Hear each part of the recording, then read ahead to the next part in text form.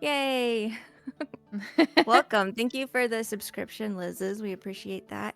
Welcome, everybody. We are on our 10th session of Andromea or Andromea, depending on how I feel at the time. I think I've said it 7 different ways. Andromea. Um, we are awaiting a Valerius who is safely driving home from 105 miles an hour. Safely driving at safely 300 driving miles per home hour. from festivities. But then we will be able to jump in and we'll kick off how we usually do by just doing our version of a recap. And also just, hey, everybody that's coming and hanging out the weekend before a big holiday for a lot of folks. Thanks. We appreciate you. Okay. I'm going to kick off with our usual question. What is something that stood out to you from last session? Who wants to go first?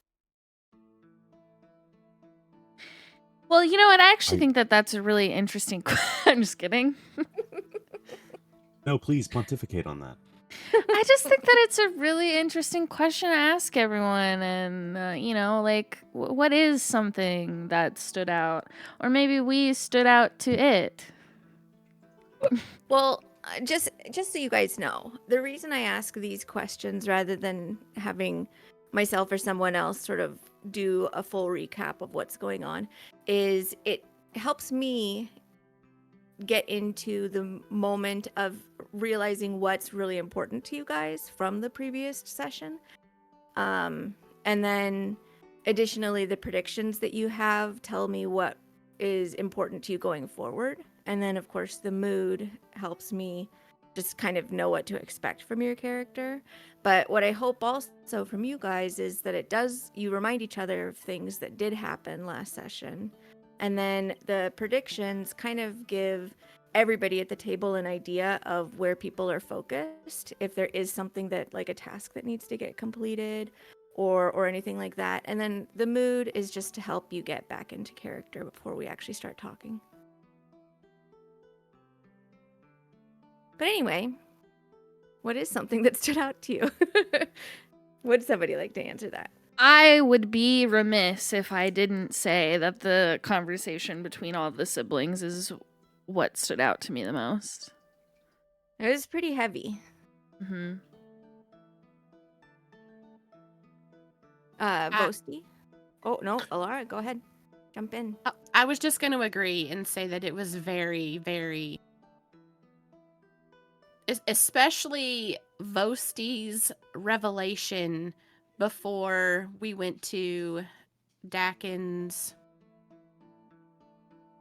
dream vision. The conversation was very impactful. Mm-hmm. I'll jump down to you again now, Vosti. What stood out to you? Well, since we'll give the new viewers a complete recap, I think the thing that stood out to me was Dakin's drunken dream. I think that was a continuation of a backstory that we don't know. We don't know anything about Tenta's character, really.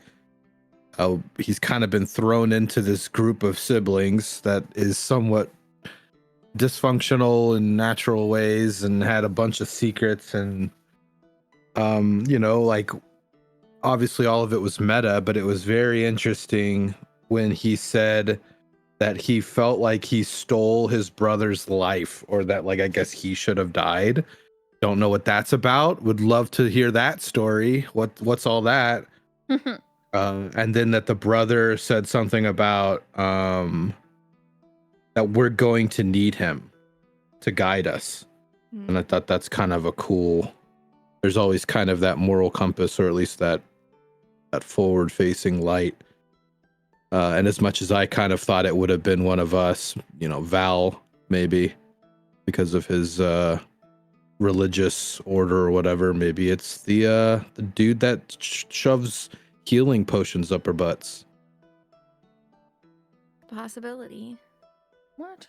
How do you feel about that dude who shoves healing potions up their butts? What stood out to you from last session? And that is my official title. That's Doctor shoves healing butt. Throw an Esquire in there and you got it. I think, well, not to double up, but I think the dream definitely stood out to me as well. It's interesting to get to have a dialogue with characters you didn't think you'd get a chance to when you wrote them down on a piece of paper. And it's interesting when it comes kind of out of nowhere. It kind of makes you think about, some things you didn't think you'd have to speak to people. Well, I'm glad to have kept you guessing. Very, do you have any predictions for this session? Oh. Drama. I think the whole session is going to be filled with so much drama. I think even after whatever conversation happens, goes on, that people are still going to make comments here and there. Drama and angst. Who would have known? Alara, do you have any predictions? I predict there's going to be a fun birthday tonight. Yeah, at the end of the night, there's going to be a lot of good things happen tonight, potentially. We'll see. But we are actually winding up midweek. So we're in the evening of midweek. Tomorrow is effectively what is Thursday. But it's field day Friday, which is actually the twins. So you've got a little bit of cushion for whatever you guys decide to do tonight. And then when you wake up in the morning tomorrow, then you're really down to the wire with some of the revelations that have come out. But I think it'll be. I'm excited to see what you guys do. Boasty, do you have predictions for this session? I think that Vosti's secret will be accepted by everyone in a calm and mature manner, and that they'll understand. No sarcasm in the pre-questions. Yeah, it's probably gonna be dramatic. Yeah, it'll look. I have come up with reasons as to why things happened. They will be revealed, and hopefully they will be revealed in a good way that will allow the group to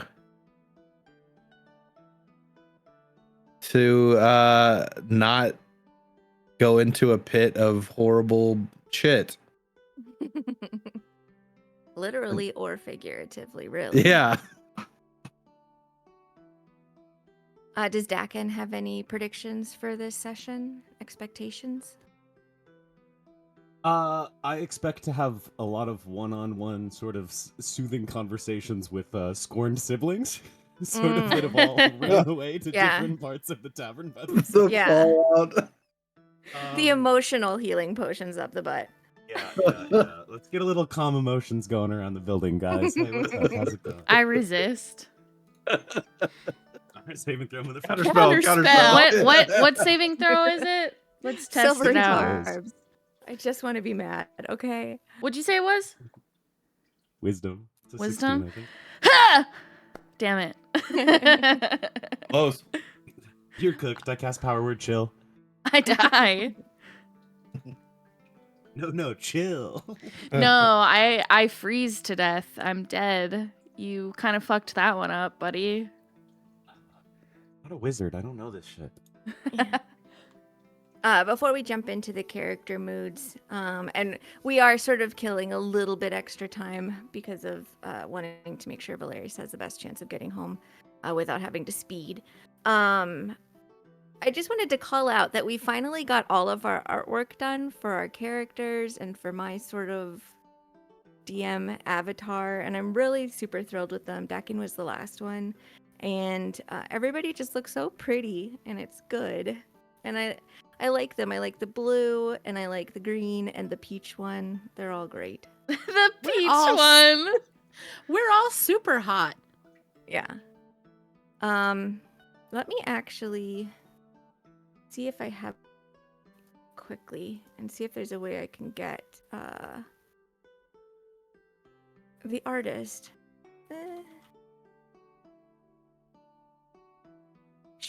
I got her. You did it. I'm gonna just post her stuff in the chat just so in case people are interested. She's really fun to work with.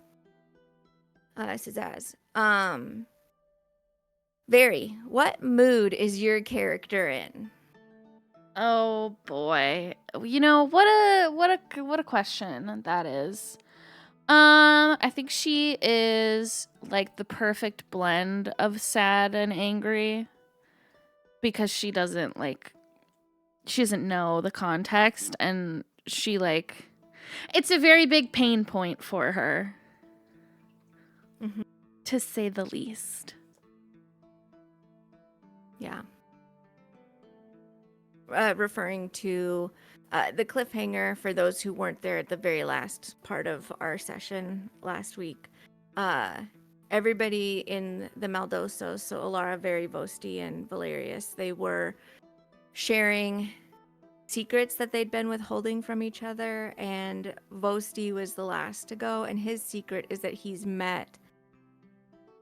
knows the father of himself and his triplet siblings, Very and Valerius, and they don't, and that's kind of a big deal. So that's to what they are referring. Well, I mean, no.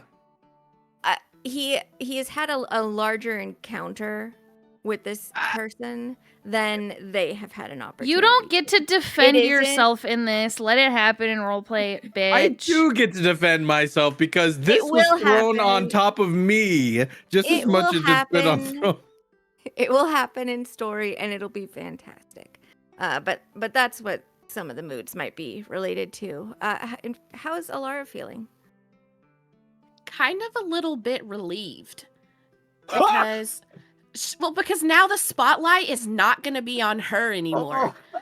She's kind of like, oh, thank God they're not going to be so pissed that I'm a werewolf because he's met their dad. And she knows how big of a deal that is. This is hardcore sibling energy. What kind of mood is Vosti in? I think you can guess. Look, he is ashamed. He's nervous. He is. I think he's also a little sad at seeing the reactions from everyone and realizing how much it is going to affect the relationship going forward. But I think he's hopeful at the same time. I think there's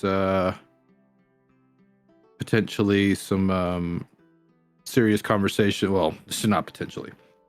There are going to be some serious conversations that are about to be had, but I think the potential for there to be some understanding is present, and I think that gives them a little bit of hope.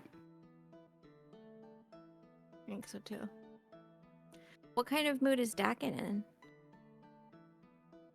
I think he honestly feels pretty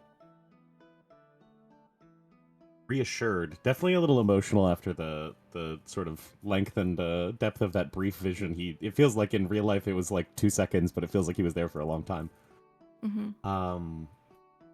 But kind of reassured. He's a little nervous that they still haven't come down. But the corn is flowing. And the drinks are good. The corn is flowing. Round 4 of corn. Well, with that in mind, with the corn flowing as it is, we're actually going to focus on Dakin first. Dakin, you are at least as of like the first breath taken in this session, seated at a table that has been laid out with a veritable like banquet of offerings from the flute, and basically just a welcome and reward for the efforts that you and the other four have made towards solving the murder mystery that sort of trickled through Inamar over the last day or two. And you have also, just having imbibed of a sip of wine that seems to have some magical properties to it, had this vision where you saw your brother and who you believe to be Lemoneth, the god of travelers, as well, along with it. What is... As he kind of comes out of this moment and realizes that it was just a temporary fog that he was in rather than having like fallen asleep someplace, what are his thoughts, or what's his first action? I think he centers himself, just like hands on the table for a second, and just steadies, sits forward. Just kind of looks around to see the state around him, if there's still like people milling about and stuff. Make sure it doesn't feel like it's like the middle of the night and he passed out for ages. It doesn't feel that way. It feels actually rather like it was just an extended blink. Like, you know, when you're driving and you're on a road that you're ultra familiar with, but your mind is distracted or very, very tired, and then you're suddenly aware, like, oh, I'm much closer to home than I thought I was going to be. At this point, I kind of just like was going through the motions for a second, and that's kind of the sensation that you have, is just like you just are suddenly aware of yourself again, but you don't feel like a whole lot of time has passed, and you're not getting any looks of concern from other folks that are in the restaurant area of the Silver Flute. Okay, and I don't see a sign of any of them. They're still assumedly upstairs. Of the folks, no. Yes. Okay.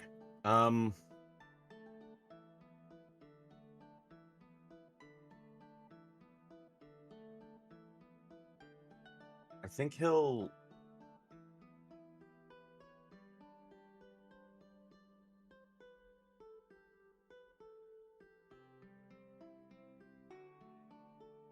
do I see the proprietor?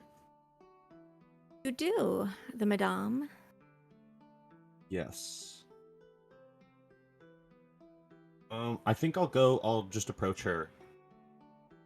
Okay. Excuse me.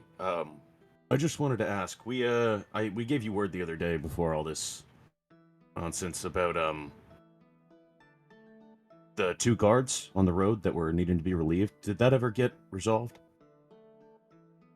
Oh, yes, of course it got resolved. I hastened immediately to see to everything that Kevin's dear little heart desires. Don't you worry about it. They'll be taken care of exactly as they need to be. Good. Is Is everything all right around here? There's nothing else surprising that you've noticed in the last couple days? You haven't been abandoned by your friends, have you? No, they're just having a little family discussion. Oh. Oh. You know, I would have assumed that you were part of the family. No, just a friend. Oh. Well, So you're looking for something to occupy yourself? Not necessarily, just checking up on things, making sure, your lovely self and this wonderful place are going well taken care of. Flatter me. Well, actually, I do have some little tidbits that might just interest you. Nothing to take care of tonight, obviously, and nothing particularly important. But since you are an adventuring type and you always like to, poke around at things that seem interesting, I've got a couple of rumors that I wouldn't mind sharing with you. I'd be happy to hear them. All right. And she slides into the booth across from you. Well, there's 2 farmers that have been at a little bit of a tiff over a border squabble, and one of them is accusing the other of poisoning a well that they share in order to kill the other's crops. Could you believe it? That seems a little aggressive. That's It nearby? does. It is just a little bit south of here, closer to the coast. But the reason I told you this is because, and she leans forward, the one who is accused of being the poisoner, and she reaches out and taps her finger against the platter of corn, grows this. Really? Mm-hmm.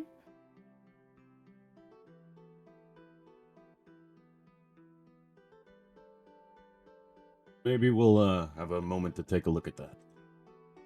I'm sure both of them would love to have that resolved. You see, what's also interesting about it is they're kin.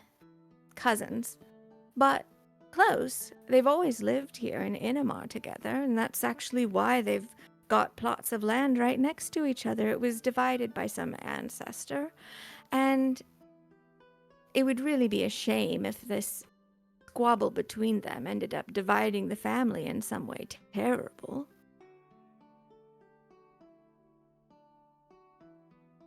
I agree. Maybe we'll be able to resolve that. Hopefully it's outside party. Hate to see cousins poisoning cousins for a little land. Well, and hopefully it's just not even poisoned at all. Who knows? Oh, but the other thing that I thought you might be interested in, because of course you've probably heard that there have been people coming and then going without really going just lately. Yeah. We had one of the woodsmen come in, and he said that he heard strange voices near the base of the Midiranes. He said they weren't human, but they weren't animal, and who knows what it is that the voices are that he heard. It could have simply been some of the little ripples, some of the little wild magic surges that people hear. Often you'll hear whispers or songs, especially closer to the ocean around here, and perhaps that's all it is. But perhaps it's fae, perhaps it's the shadows that people have been talking about. All sorts of possibilities.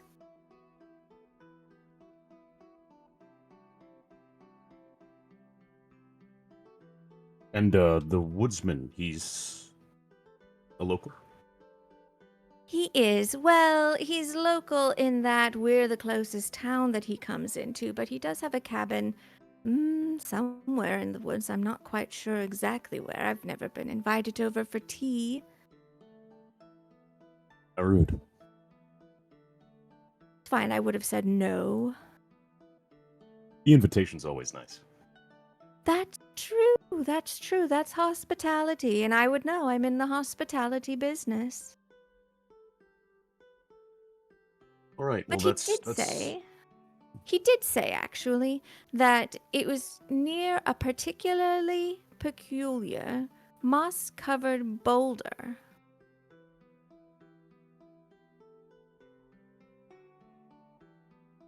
Any other description to that?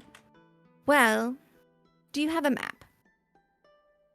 Yes, I do. And he pulls out the atlas he bought of the region a couple weeks ago.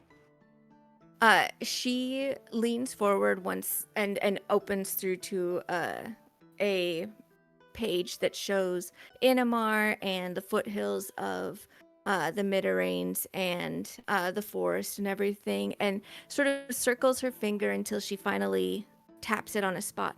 Right about here, he was saying. He told me very specifically to make sure that no one else goes there because, and I quote, some things are best left alone. I appreciate the heads up. I'll keep that in mind. Is there anything else that you are planning to do, or how long are you staying here? I thought it was maybe just a night or two, but it seems like you all might be settling in. Well, I wasn't particularly sure at first, but I think we might be staying through into the week's end. Wonderful! You'll be here for the Night of Illusions, then. I'll have to reconvene with them. Maybe things have changed after their chat, but I think so. I see.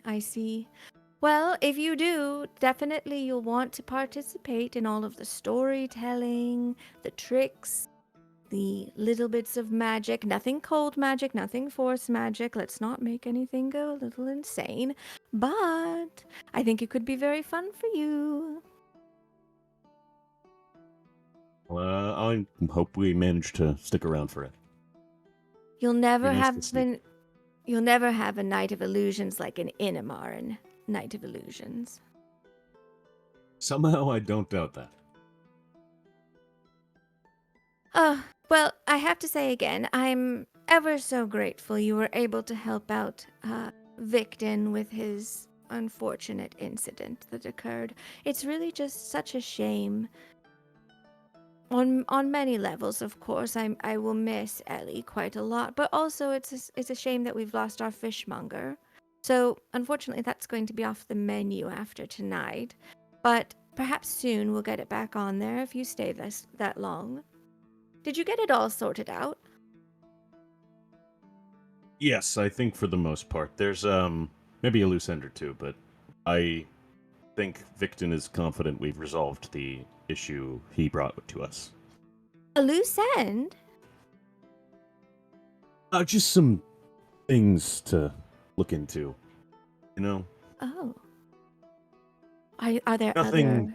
dangerous, just you want to make sure you've dotted all the I's. Oh, I see. It does seem that we're going to have to do a little bit of replacing and rehiring around Inamar. Poor Matthias. Poor Ellie Moore, of course, but it's just a shame that we'll also have to replace our cleric. Agreed, it can be a hard thing to come by. Especially because who's going to do the praying? He's the only one who found it safe enough to go up to the altar rock. I wasn't informed about that. Is there some sort of prayer that has to be done at Altar Rock? There's a nature spirit up there. He always warned us away from it because it could get a little bit violent if you're not prepared and not well versed in Rylear's ways. See.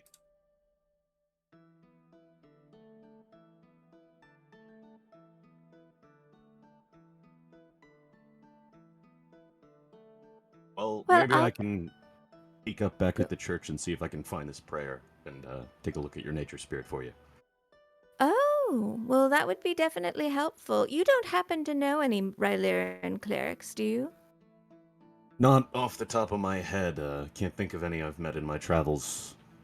And you're not looking to settle down into a Not at the temple? moment, no. It's sort of against my ways. And he taps his necklace. I assumed as much, but I've been told that Lemoneth's followers are transient in nature and often will complete their journeys and find a new place to rest, so I just thought I would ask. Maybe if you still need one in a couple of years, I'll make my way back through. Years, let's hope not, my goodness.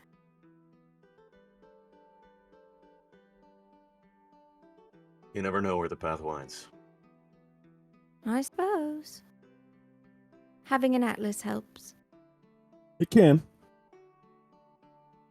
But let me know if there's anything else that I can acquire for you. I will do just that. Thank you very much for that.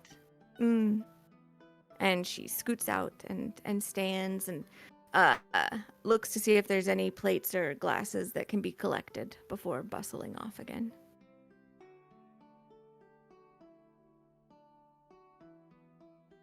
He's just sort of like anxiously tapping the table, trying to decide if he has waited an appropriate amount of time.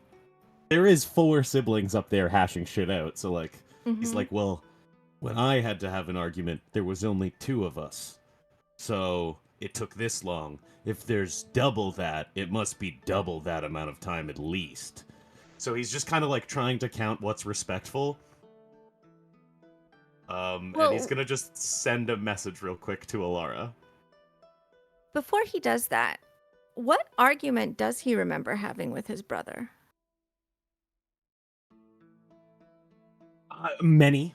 Hundreds. A lot of times about whether or not they would actually do their duties or kind of slack off and go relax and hide.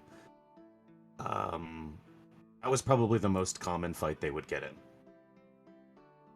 Is about whether they should just go and hang out and enjoy the day or actually like perform their chores together and do what they were asked of. There's this memory that suddenly fills his head. And he recalls it so clearly that he remembers how the bark of the tree limb that he was sitting on sort of bit into the palms of his hands as he was just sort of gripping it to make sure that he didn't teeter one way or the other. And he remembers through this very interesting lens of knowing that he has experienced so much more, but he's in this memory right now as though he is completely reliving it. But he notices that his hands are smaller and that his feet don't dangle nearly as far towards the ground as they normally would have were he his full adult height. But he is seated right next to his brother, and he's made sure that his brother has the spot that's right against the trunk, so that way, you know, it's easier for him to get up and down. But both of you were on this trunk, and for a while, it was a lot of fun because you had kept your feet tucked up as high as you could in order to keep them out of view because you knew that there were chores that needed to get done. And you knew that if you were found trying to hide from those chores, that it would actually be even worse than if you had just sort of gotten distracted off doing some sort of thing, because responsibilities are responsibilities. Whose idea was it to hide from those chores? His. His is in Dakin's? His is in my brother. And so the argument that you are recalling is you gave him the safest spot to hide on this tree branch, but you also made it so that way he could control whether or not you went up and down unless you decided to jump. And so the fight became not just a fight of who's the right as far as who is correct in that we should get down, we should go and do our chores, and then we can go and play afterwards, versus no, let's just like take in the adventure of the day. And it became more of, well, no, you're trapped up here, so you have to do what I say, versus, well, you can't just trap me where I don't want to be to make me do what it is that you want. That's not fair. And it was one of the biggest fights that you'd had up until that point. and one that once it was resolved by you jumping down out of the tree and hurting your ankle, that like you didn't talk to each other for like a day and a half until your mother was basically like, what is up with you two?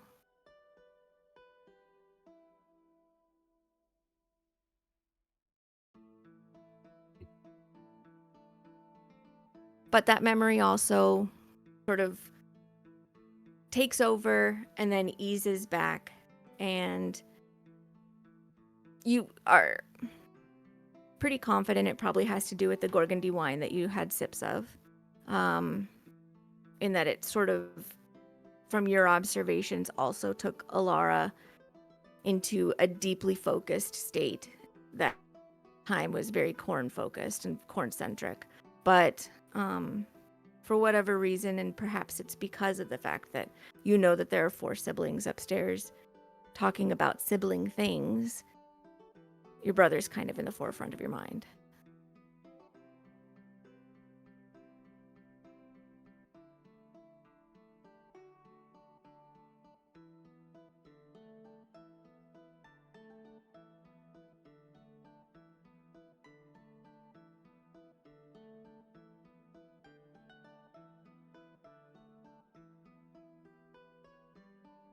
And he takes another deep breath.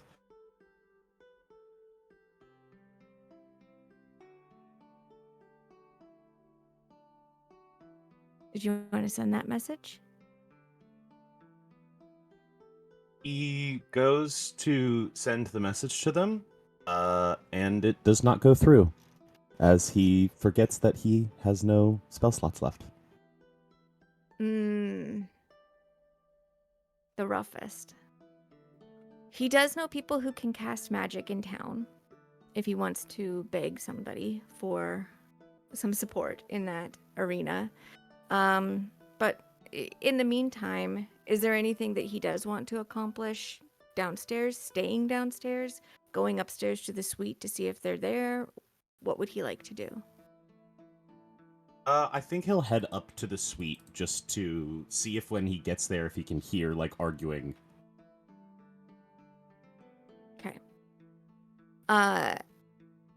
Through the door, and you could give a perception check, but you don't hear any, like, screaming or chairs being flung about as he approaches or when he's standing immediately on the other side of it.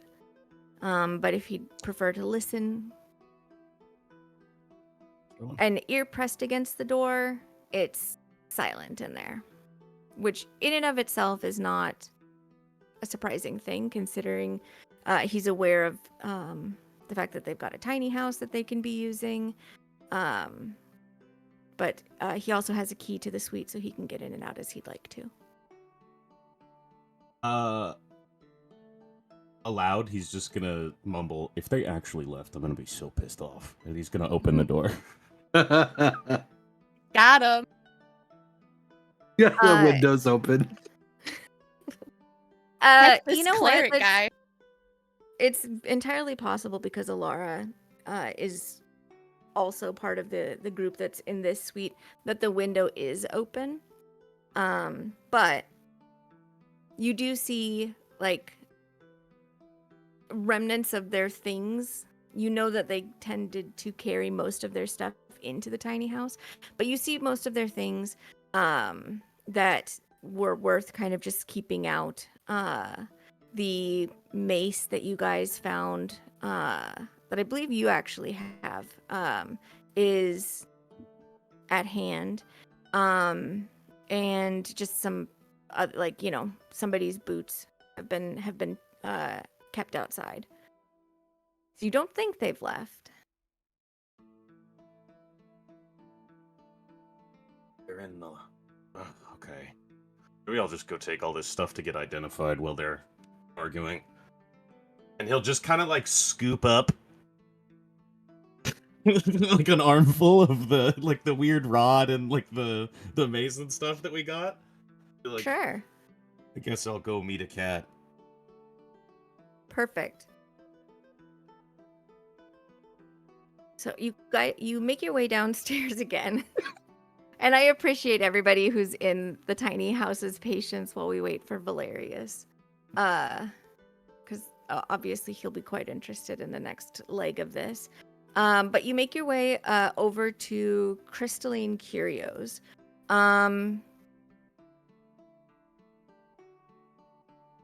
The shop itself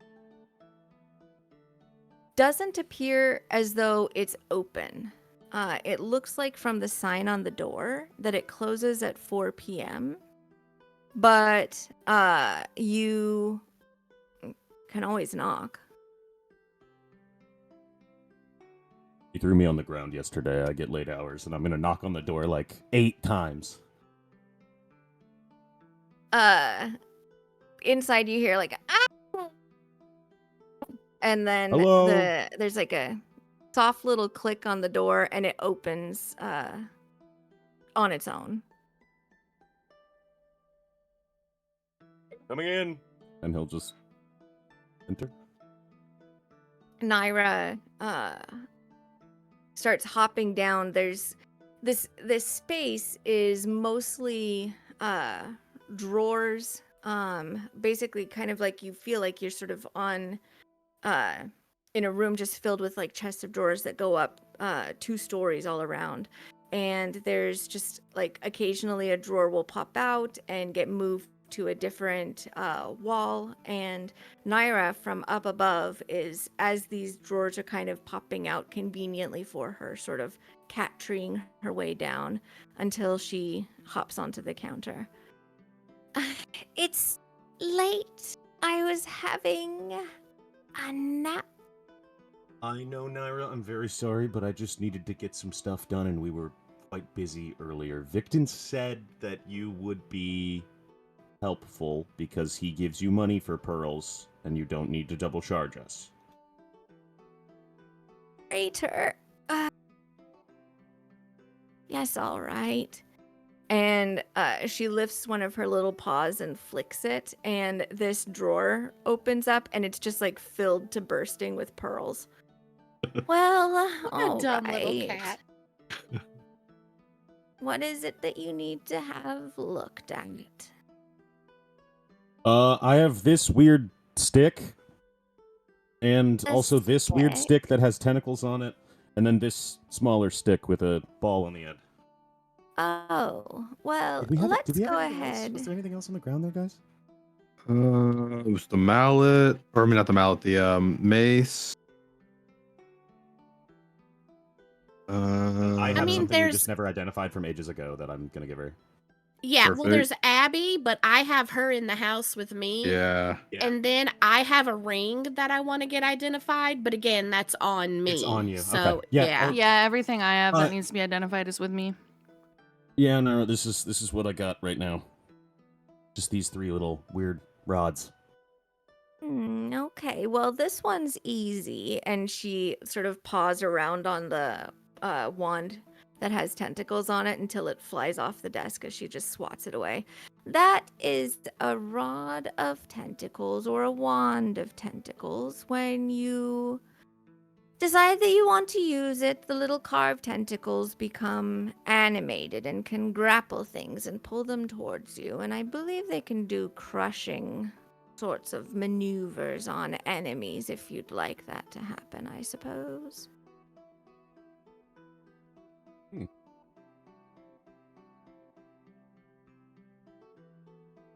Interesting. I'm just looking to see if you actually have that in your inventory. I don't think I did. I think it was in Valerius's inventory. I think Okay. it's in the bag of holding. Oh, we did put it in the bag, didn't we? Oh. Yeah. And technically, in the that's bag, where yes. the mace is, too. We'll say that that's one of the things that got left out. Sure. Okay, so in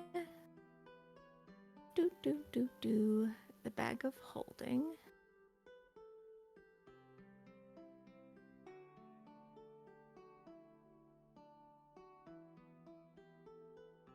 Yeah, it's essentially just a attack wand.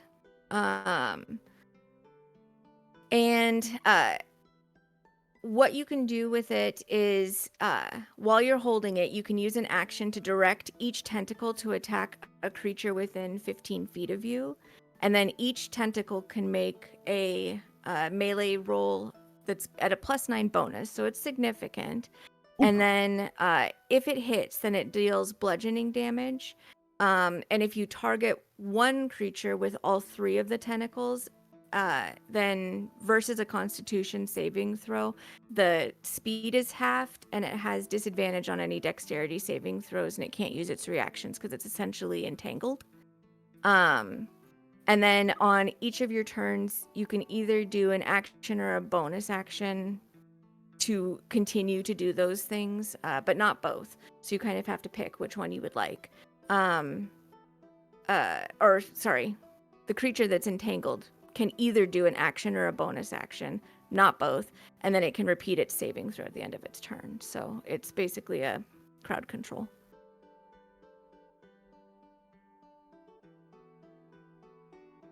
Now for this other thing here. Oh, interesting. That's a little bit shiny. And she scoops up one of the pearls and kind of bats it around like it's a toy mouse. And then plants a paw on it and begins to recite words in a sound that sounds mostly like purring and meowing, as opposed to a language that you can detect. And there's like a light that's inside of her crystalline body that starts to kind of pulse and throb with like this blue, like almost like a blue heartbeat, but it's all throughout her. And then this light extends towards the mace and sort of swallows it up for just a moment. It's called the Mace of Brilliance. And when you are attacking something that would be considered a fiend or undead, you can channel from it radiant energy in order to do extra damage. And if you'd like to, you can also use it as a torch. Hold it aloft, will it to be so, and it will illuminate the space for up to 30 minutes. But that's only usable once per day. You can whack as many things as you'd like to.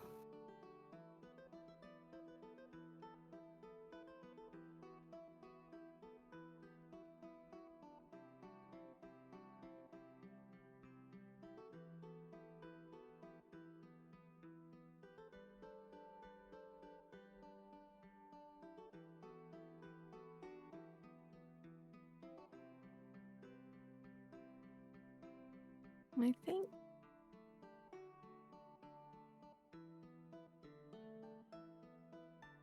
I don't think I have the item actually made for that, so I'll get that put together and drop it into your inventory because I don't see it in the party either. And then I do have this pole. I got this 10-foot pole, and it registered as magical to me, but I have no idea what it does.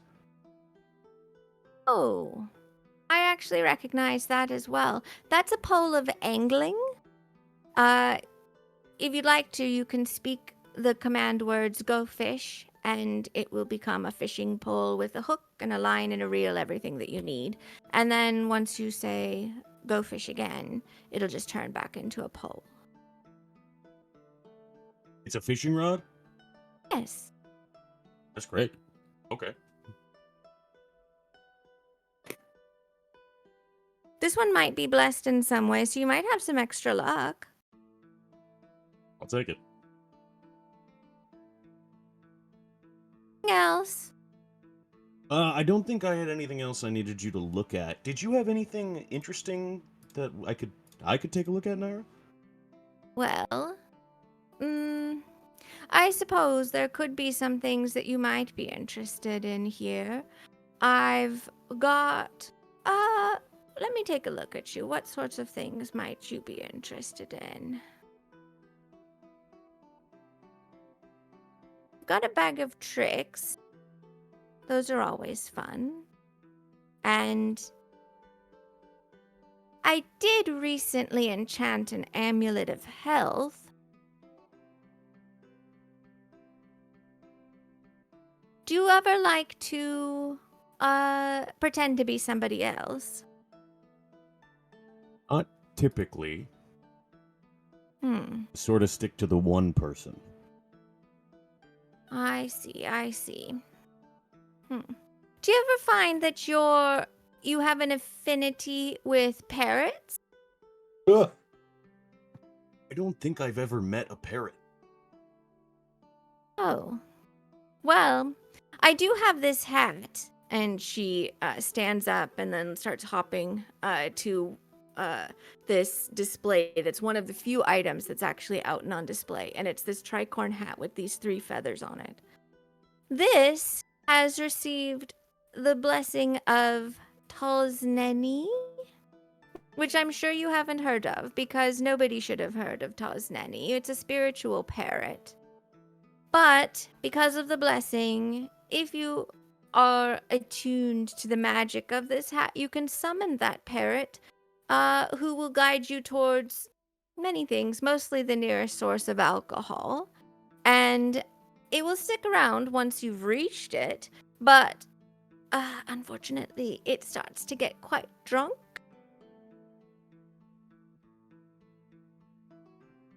But if they're not drunk, you can say, "Help me find this thing," and it's a very good chance that they will help you find whatever it is that you're looking at. It can also calm the emotions of other creatures, which is nice. And with it, because of, again, Tozneni's blessings, you can fly, you and up to 6 other people. Whoa. I was kind of confused about the drunk parrot following me around for a bit, but you weaved me back in.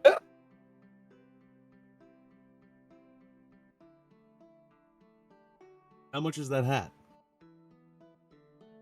Currently got it on a wonderful sale for 1,650 gold pieces. Oh, Naira, you kill me. I could, but I'm not, so feel lucky.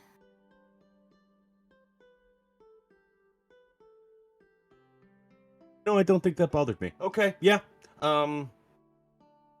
Maybe another day. I have about, Alright. and he taps like 2 different bags on him. 400 gold, maybe. Oh. Well. Okay, well, you could afford a bag of tricks. I do have some potions that are in your budget. I have these blessed bindings. He pulls his sleeve up and he's already wearing a set of acid bindings. Oh, I see. Oh, It's okay, Naira. I think I'm too poor for anything that would be helpful for me. you should do more work. Yeah. You close at 4 o'clock. Who are you talking to? This is crazy. Thank you. This was very helpful. Well, Dax got wasted at 4 o'clock. No, it's like the store closed at 4 o'clock. It's like 9 o'clock at night. I just made it. Oh, okay. There's a whole calendar thingy that tells you what time of day it is, man. Yeah, close that thing immediately. What are you talking about? ugh. All right. Well- Yes, Naira?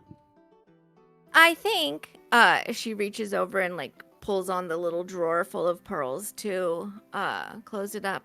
That's about as generous as I can be. I don't know if I have the supplies for anything else, so hopefully that's everything you needed identified.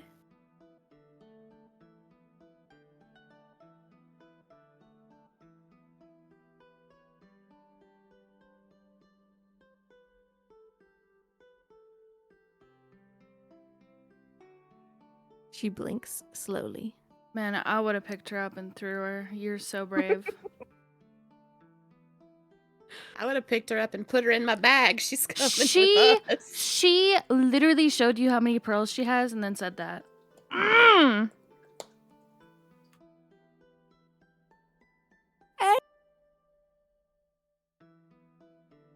So tired. Are you heading into Ithathandra?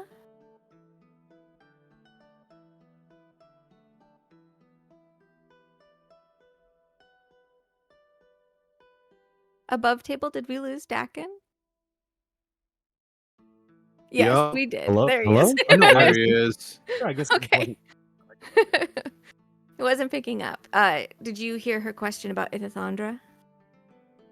I think we had mentioned going up near there, but did we specifically have a reason to go to Ithathandra? Fen is offering a bounty to disprove the dragon is in rumor between of them, right? Like here? is just a little bit beyond it, but yes. Yeah, we had an idea to go nearby there for a job, but was there something you needed out there? To check on the prophecy, is that why you're going? It was something unrelated for Fen. Ugh. The prophecy you spoke to us before. She smells and doesn't pet.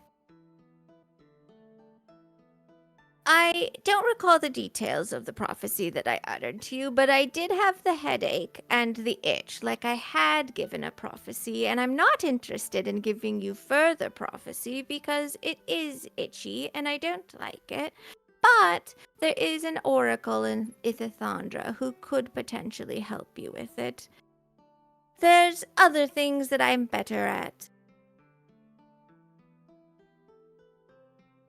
Okay, well that's very helpful. Do you know the name of this oracle? The oracle.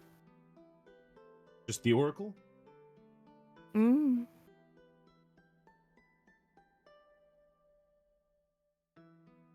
Okay, well that's really helpful, Naira.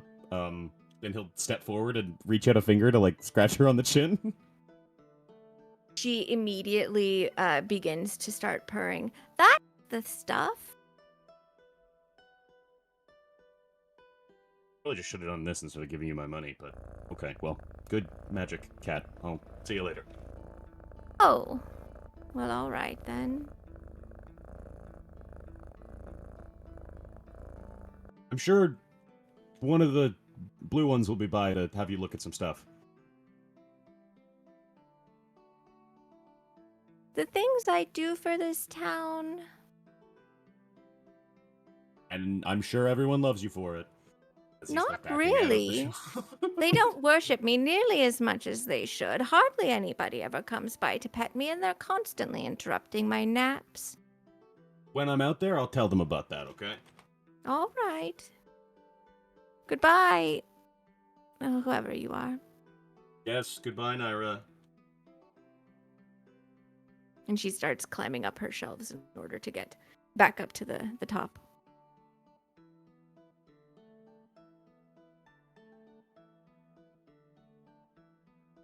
I think we will do unexpectedly, but just to continue to give our friend a safe amount of time to get home. I guess there's a lot of traffic. Let's go ahead and take a break. It'll just be a shorter one, but just to see if we can get some word from him for How we're going to take long? care I of need to things. know for the thing. Well, we'll still no. Let's go ahead and we'll do the 10-minute break. Okay. So Okay. thanks everybody. Sorry for kind of an interesting start.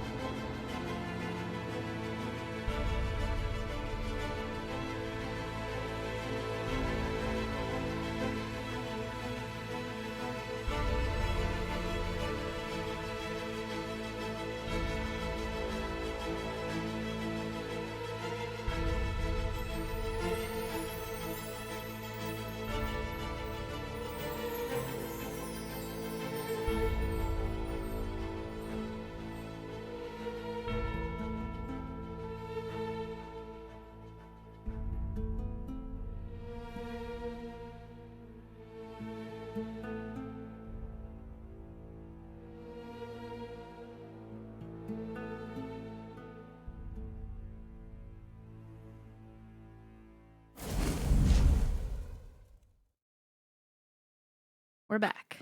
Maybe we I don't know, maybe we take another 30 minutes of No, sorry.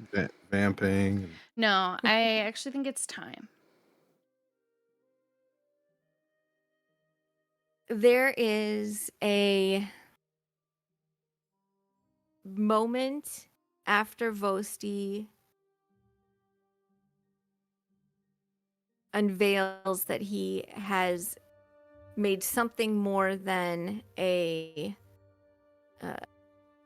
connection by proxy to their father, where there is just like everybody's kind of collectively holding a breath and computing those words that just came out of his mouth. And then it's just silence for just a second.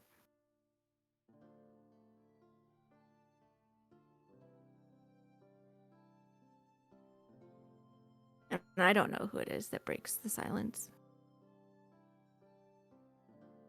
I can tell you who doesn't. Yeah. Uh, Val. Oh, sorry, go ahead. Vey is like looking at the table and she is crying.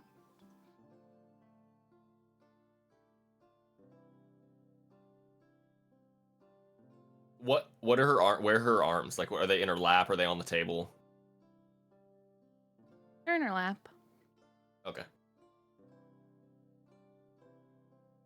I think Vosti has closed his eyes and is looking down and is kind of like slumped.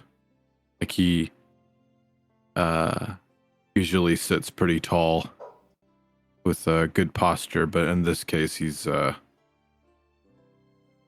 slumped over, feels a little or it looks as if he's ashamed.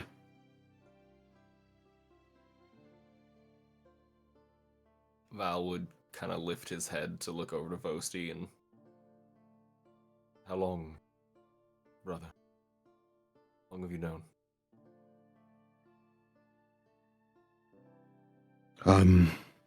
Since before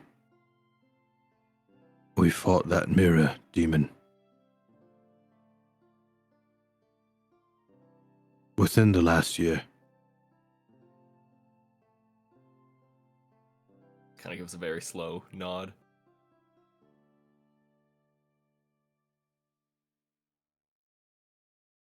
Alara just like silently slides over to the other chair to be closer to Very, just as like a reassuring presence. She doesn't like, go in to smother her or anything, but just she's there to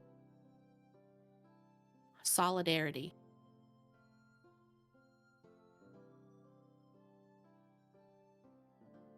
I suppose I should just tell you what happened rather than you ask questions. I don't think you know the questions you want to ask.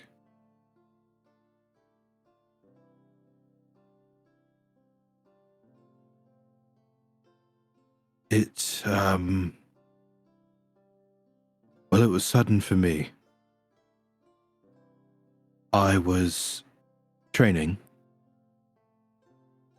out in a field by myself. I like to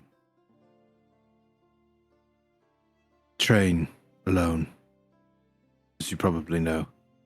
I found this opening, this clearing in the forest. It's perfect. And one of these sessions, I was sort of letting loose and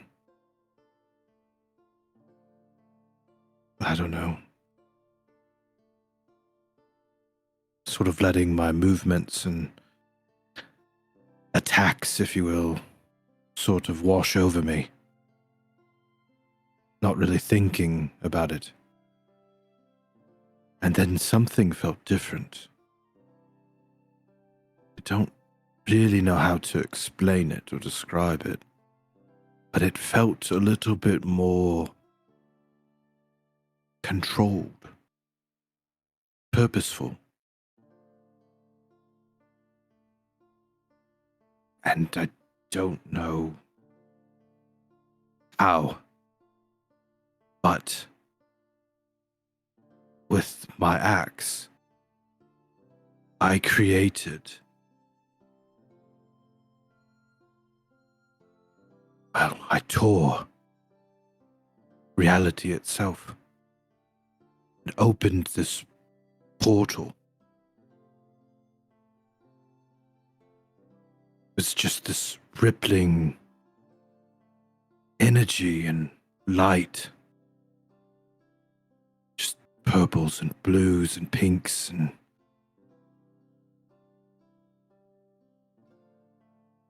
some really deep gold emanating from the middle of it, and I just felt drawn to it, and I don't know why. It was stupid. I should not have even walked into it, but it felt like it was calling me, pulling me in. And so I walked through, and I found myself somewhere. I didn't know where, but it was unlike anything I've ever seen. And there was this, I guess fortress is the way to describe it, down this path, and again I just felt like I knew that was where I was supposed to go. And I walked inside, and there was this giant figure standing there. At first it was in the shadows, and I wasn't sure what I was seeing, but at the same time, I knew.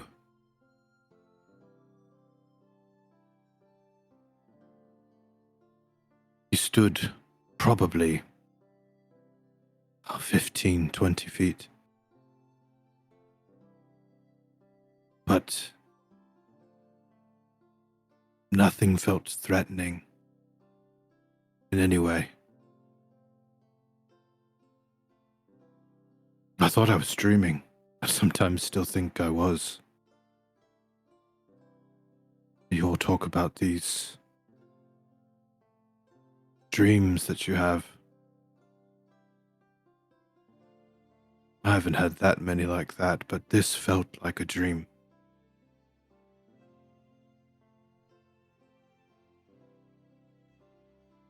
But when he spoke, it became real. He told me that his name is Abacon. And he'll open his eyes and look at Valerius and Barry. You looked just like us.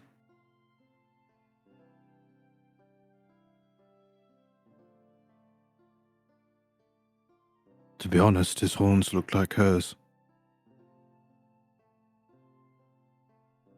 But his eyes were golden.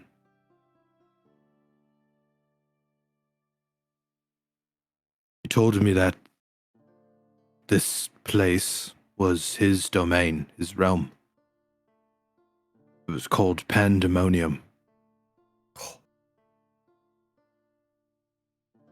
I wasn't sure what that meant. That he ruled over it or controlled it somehow.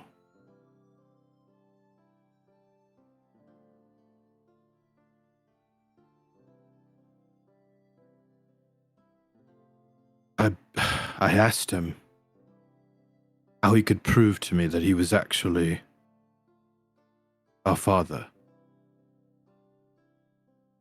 I asked him to tell me something about Mother that we weren't aware of,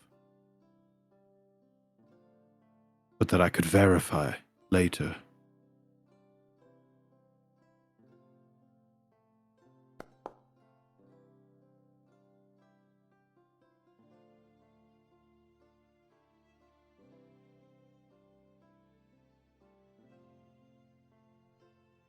He told me that before she had us, before she settled down, she wanted to tour as a bard. But the only reason she didn't is because she was terrible at the flute.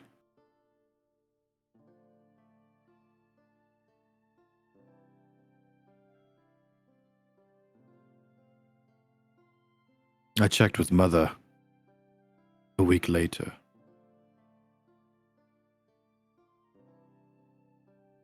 Not saying that I've met him, but just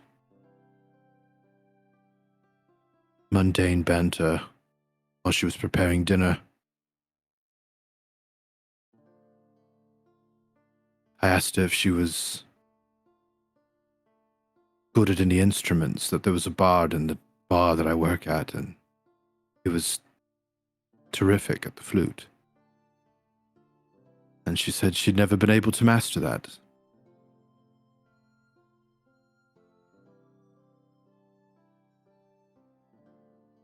That her life was probably better off that way. There was something in her eyes when she was cutting the potatoes.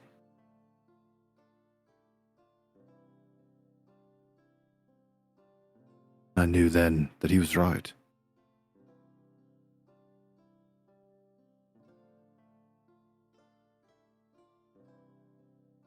I asked him why he wasn't around, why he didn't come and visit us.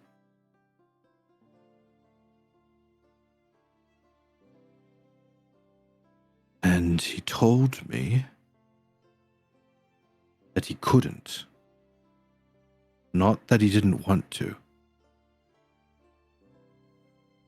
That somehow we were his anchors that were keeping him from falling into the abyss. But that if he was around us, it would spell disaster. He said that pandemonium was chaos incarnate. That he brings order to that chaos.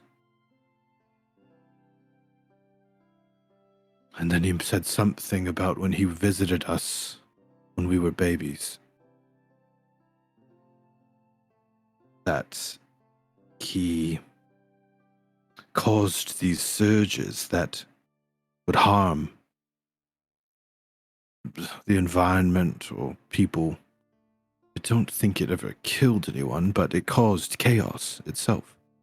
His mere presence would bring it. And so he realized he could not remain where we were. And that it was best for us to stay with Mother.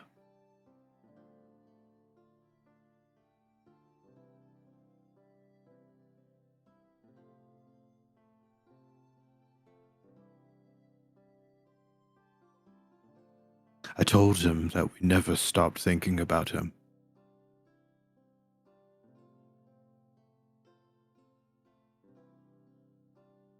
I told him that we stopped asking Mother because we saw the way that she looked.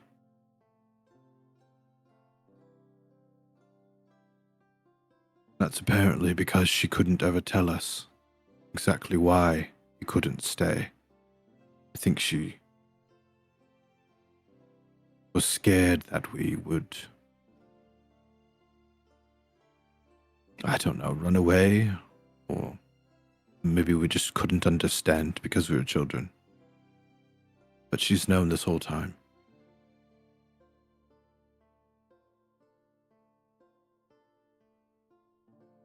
I told him how I noticed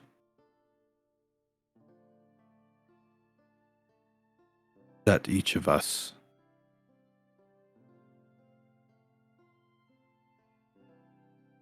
were always thinking about him in some way.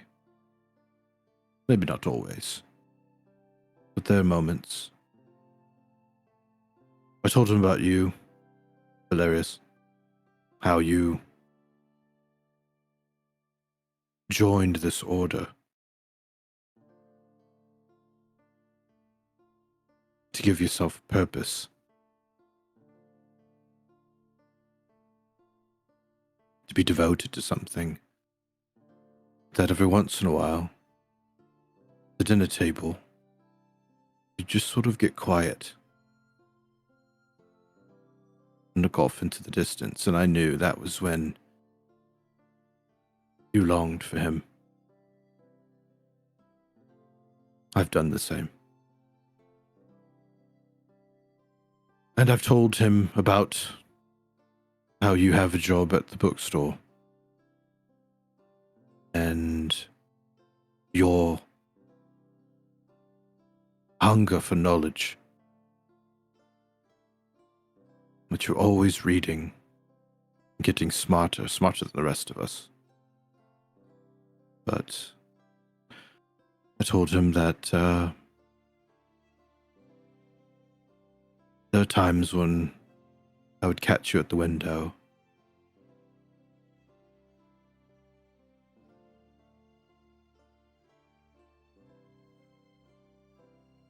Well,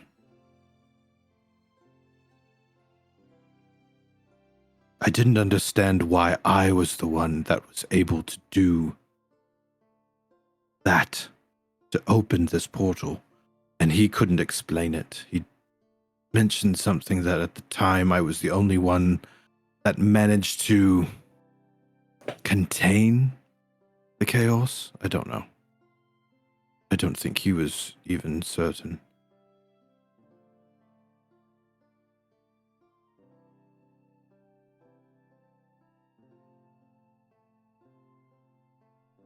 He mentioned that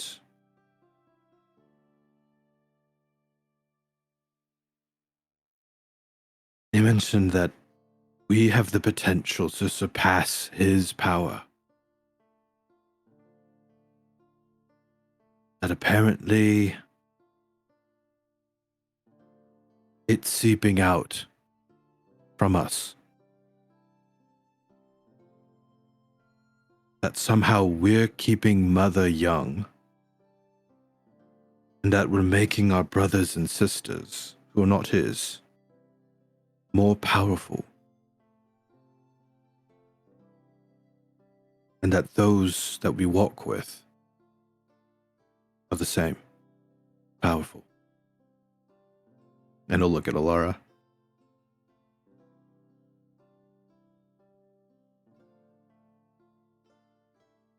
And I told him that the next time I see him, it would be with you by my side. And almost every day since, I've been trying to figure out a way to do what I did, and I simply haven't. And I know it's not fair, me keeping this from you, but I didn't want to give you hope. I didn't want to give myself hope, where there may have been none. But I am sorry for that, because just as it is our choice as adults on whether or not we want to see our father, it should have been your choice.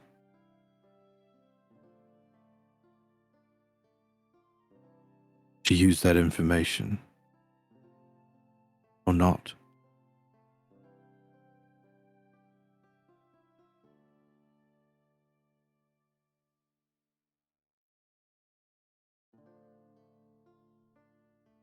What did he sound like?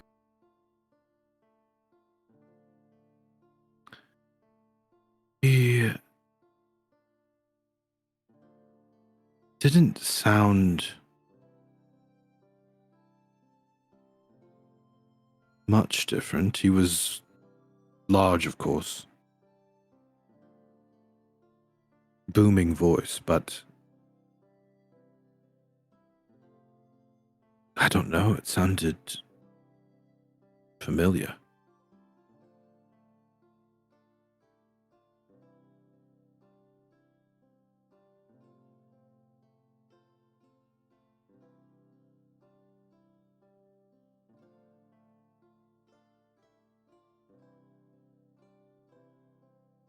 Thank you for telling us.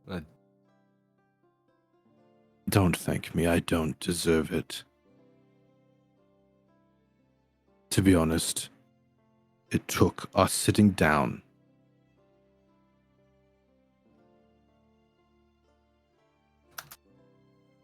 for me to even be forced to do this. And I'm ashamed for that.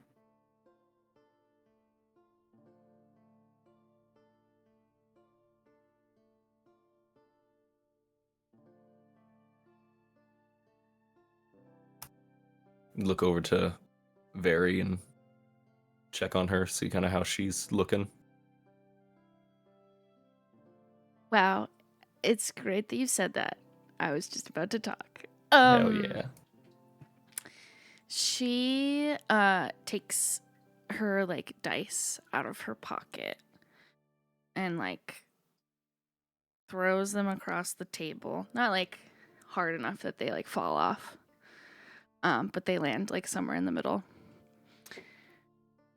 And she takes her little sword and sets that on the table and gets up from her chair. Can you let me out? Yeah. He kind of just nod over her to go stand on the circle.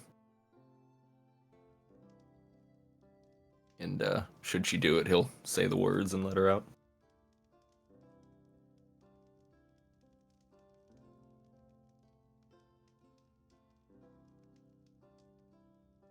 Does she leave?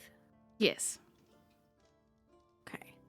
I'm gonna toss you in your room here in the hut. In the suite, Dakin is just entering.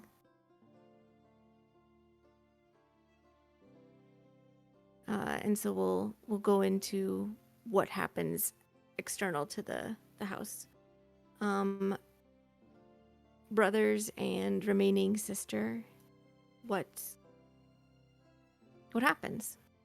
Very has,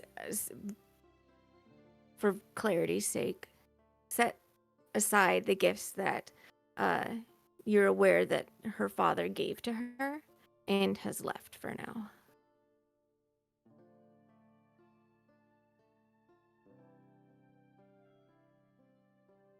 Kind of look over to Vosti and then to Alara. She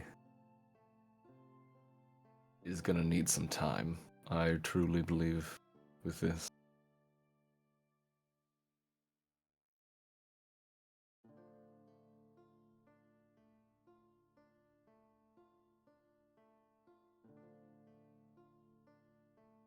This is gonna be a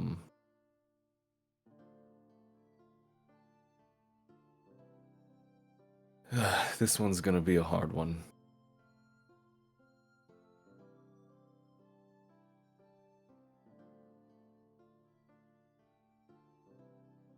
Kind of stand What's up Alara and thinking? oh, okay. Sorry, go ahead. No, go ahead. He was just gonna say he stood up and would kind of lean over and clasp Vosti like on the shoulder and sit back down.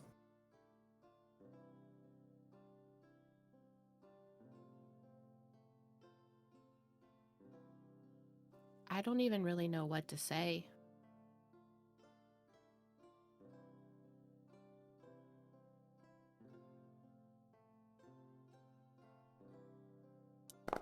I mean, I don't disagree that she's probably going to need some time.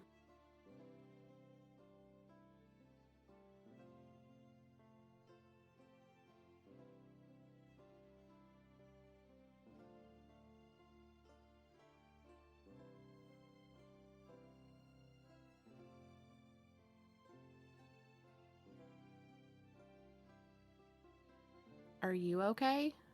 And she looks to Valerius. There would be a very small moment of hesitation. He would just give a small nod. I am conflicted. Not necessarily at Vosti, just in general. Upset, but not at Vosti.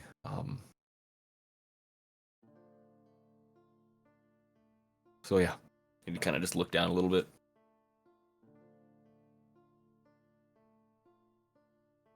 Posty.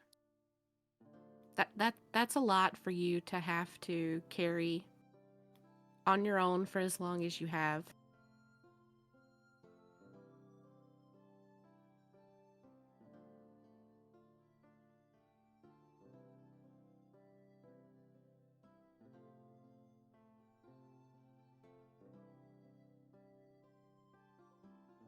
I don't know what I could do for either of you, but if there's something I can do, just let me know.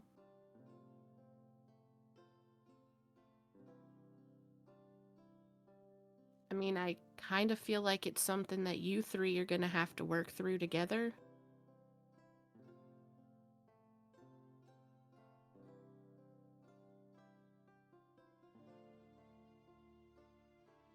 But as your What's supposed- sister... Sorry. Keep going. No, you keep going. You keep going. But as your sister, I love all three of you. I will do whatever I can to help. Even if you just want a sparring partner to get out some anger. Or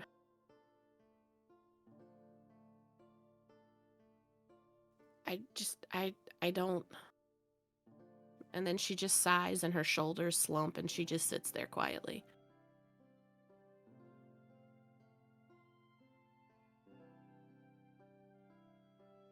What's in Vosti's mind?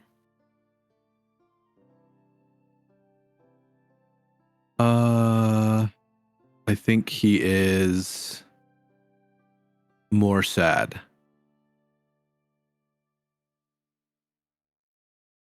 That very left. And he feels responsible.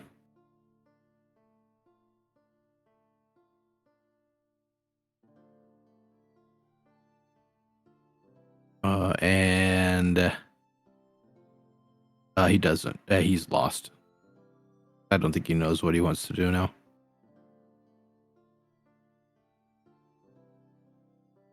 Well, let's go ahead and we'll scooch outside to the suite.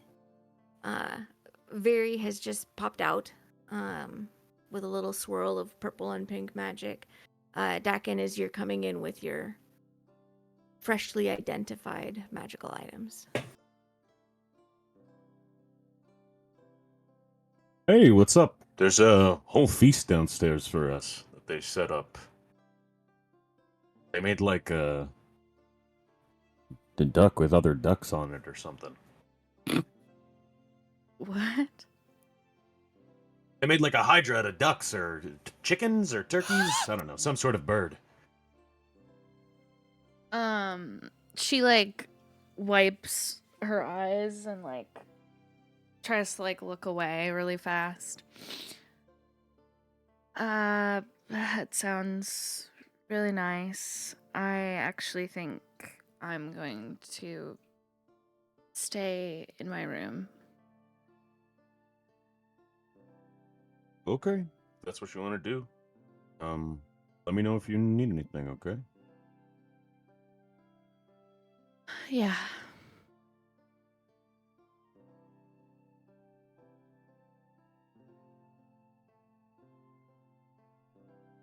She like It occurs. she Go like ahead, sorry. slowly makes her way over to the room and like she didn't like slam the door, but there's like a little bit of like extra oomph.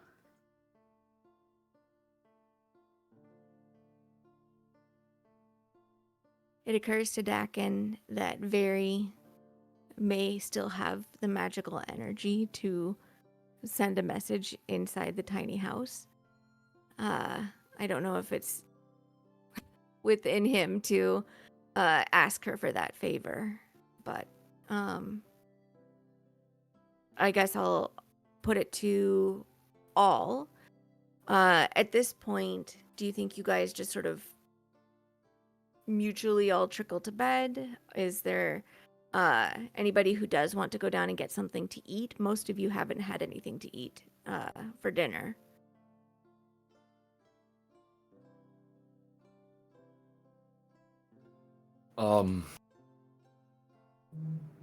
He kind of look a little bit over to Alara. We gotta tell Dakin at some point. I mean, if you guys want some time alone, you can send me out and I'll go find him. I mean, is this something that you want all of us to get? I mean, 4 of us, you know, give Very some time, or do you want to go and talk with him about this one-on-one? I mean, if you want to be there when I tell him, that's fine. I'm not concerned. I just, whatever you two need right now is most important to me. I'll be honest, I might need a bit. So, I mean, yeah, I can tell him by myself and you Alright. can, you know. Yeah. And then Alara will get up and she'll go to her room and get Abby. Because she doesn't know what their plans are to stay in the house, and she knows that if there's nobody there, stuff will get popped out. So she'll go get Abby, and then she'll go to the circle. Okay. With the passphrase, Alara will also get popped out with that same swirl of purple and pink magic. And Dakin, if you're still in the common room, you see her a few moments after Very has left.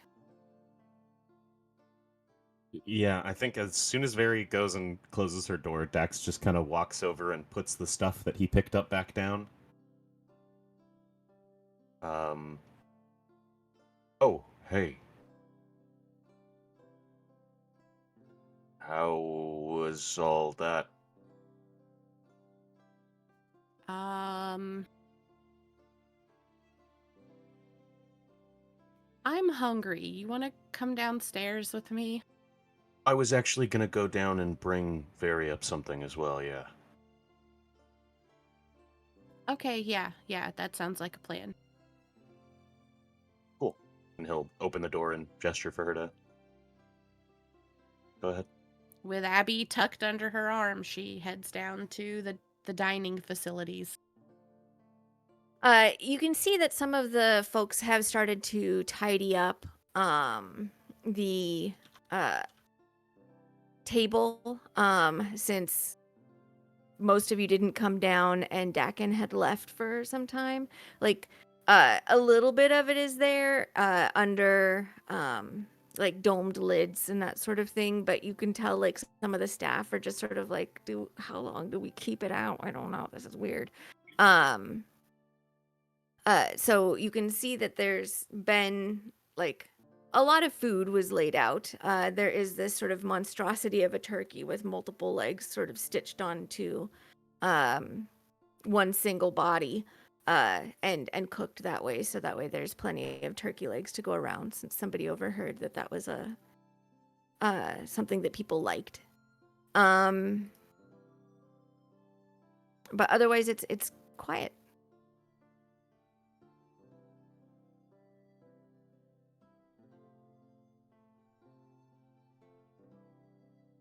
Dax will go up and start making, like, get a little tray and make a plate and sort of like push some of the stuff together so it's still there for them to eat if they want it.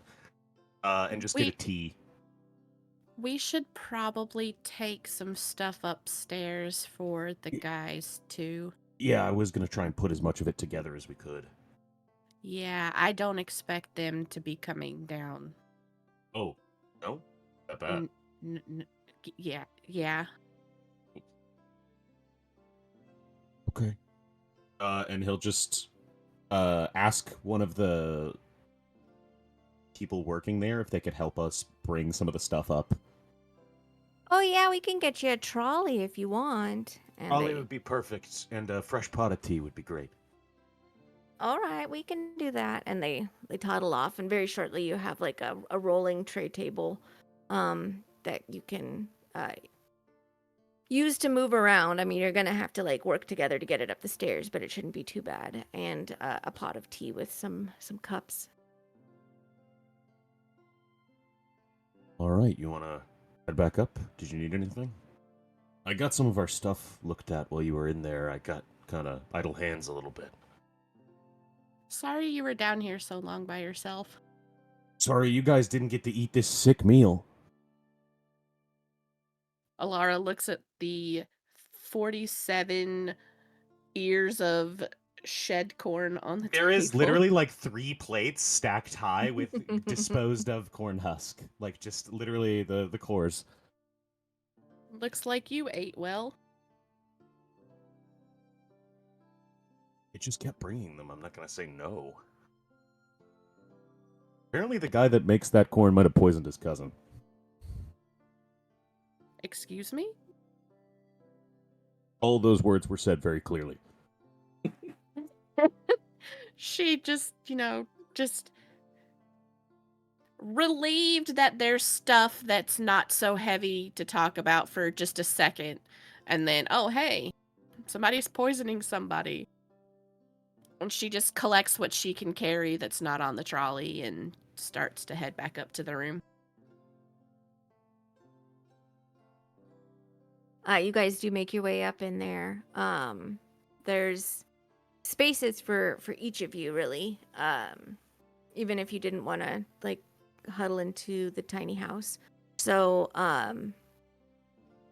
you can set up here. There's a table in the common space that can be laid out with food. Very's room is shut. But you are able to put together a meal. Is there anything that you guys, Alara and Dakin, are talking about further? I think he's just sort of sensing the energy, the very negative energy that exited from our magical little house. I think he's just kind of filling her in on what happened while they were all upstairs about like inane tavern things. Mm-hmm. Just like, oh yeah, and then this guy, he just rolled in and bought me a whole bottle of Gorgondy wine, gave me a little wink, said it's on the house. He isn't the house. I think that only works if you work there, I think. He just bought it, right? You didn't drink it, did you? Yeah. Did you see the first time Valerius saw corn? Yeah, something like that. It's kind of weird, isn't it? It is. It's intense. Bring some stuff up.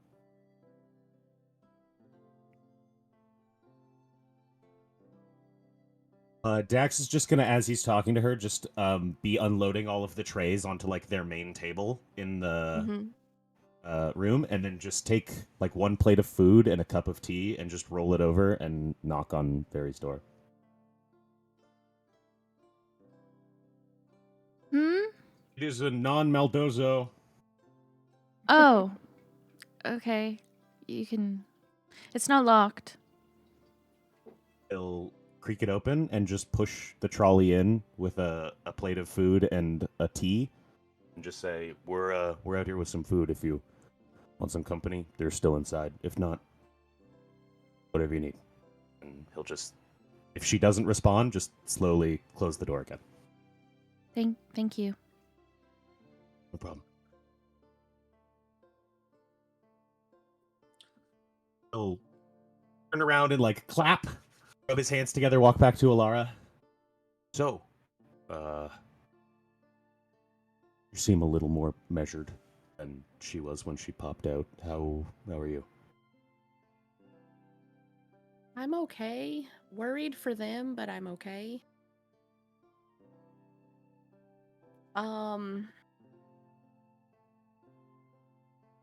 Something you should probably know. So, I'm kind of a werewolf. And she looks very matter of factly, shrugs a little bit, has kind of a look on her face.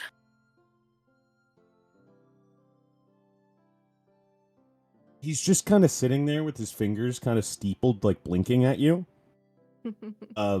But then you realize that he's like waiting for you to continue talking, like you're not done explaining what you're explaining.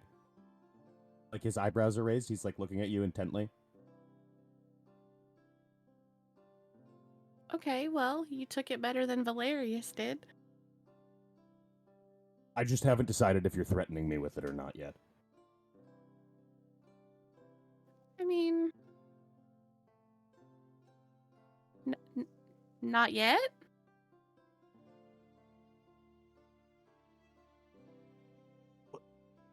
I was joking. What the fuck was that? So, okay. Okay, wait, So- this is 100% serious. You are like She holds up her hand and she does the same thing that she did when she was telling the siblings. And her fingers grow into claws and blonde fluffy fur creeps up to about her elbow. okay. Just can I have you go ahead and give me a wisdom save?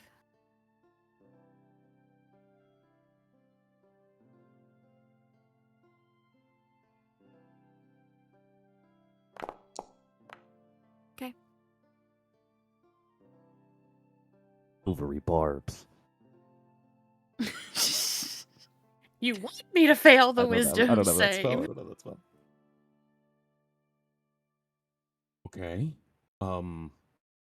So, okay. The only reason it came up 98.7% of the time, I can 100% control it. There are only a couple of times a year where it's much harder for me to control it. That being when Corel is in the Crimson Crown, which is tomorrow night. Usually we're at home. The Order knows. They have a place where I can go. And that's where I spend my time on those evenings. But I'm not at home. I don't have, for lack of a better term, a safe room. And Okay. so just thought everyone should know. I did explain to them that sometimes the bloodlust can be overpowering, and all I see is red, and I just go for the closest person to me. So, I mean, I guess that's the threatening part. Don't be the closest person to me when I'm a wolf. So, this has been for a long time at this point. Yes, multiple years. And have you kept this to yourself all this time until now? Other than your order, you said? And Mom knows, but that's the only other person that knows. Okay. Well, and you're worried you're going to be a danger. Yes. We've briefly talked about that mirror demon thing that we encountered. It showed Vaguely, us. I guess.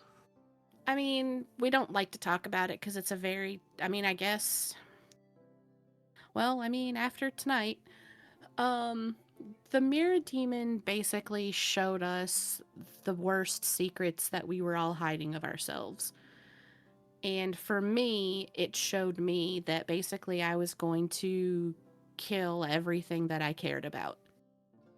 Jesus. Mom, That's not. I hate the word Jesus is in my fucking lexicon. Same. Mom, the kids, the triplets, any and everybody that I care for. It showed me Yeah. that I was going to kill them. And that's always been my deepest fear. And so I just never told anybody because it was kind of in a way confronting that, and I didn't want to confront that.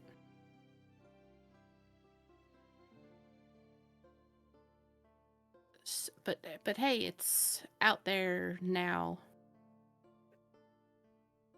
What do you feel about it? About what?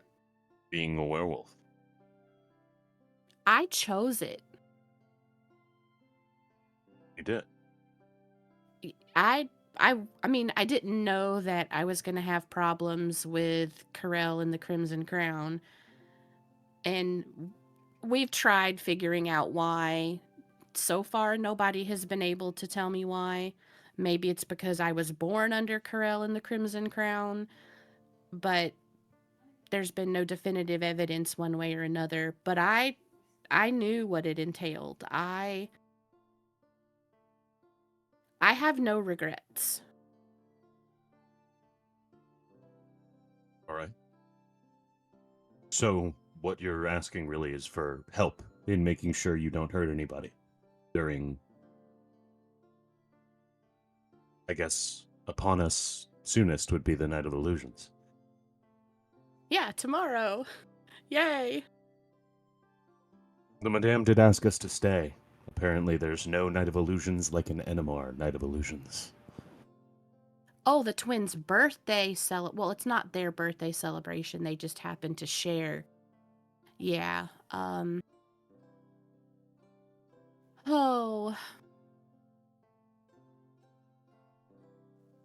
I mean, help is great.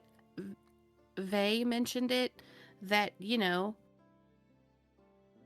maybe with your assistance, I'll be able to not let the bloodlust take over. I won't be so seeing red that there's not a reason for me to just go for whoever's closest. But it's more about just if something happens tomorrow night and I can't control it and I turn, everyone should know what they're getting into. We talked about me spending the night in the house by myself tomorrow night. I mean, worst case scenario, I break a chair or a sofa. I can't say I've ever done that, but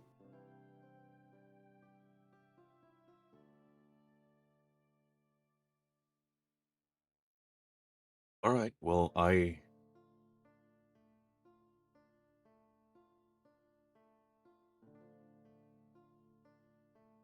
understand your concerns. This doesn't scare me. There's all kinds of people out there.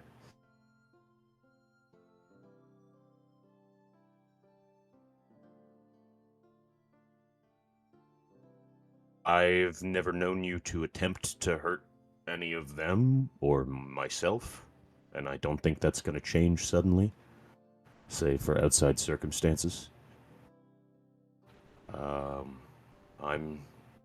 I'm not worried about you.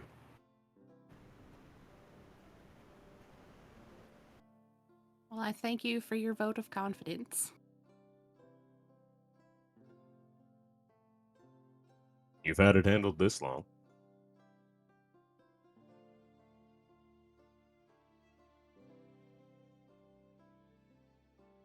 I see no reason why, with now a little help, a little looking out around you, we won't keep it well under control.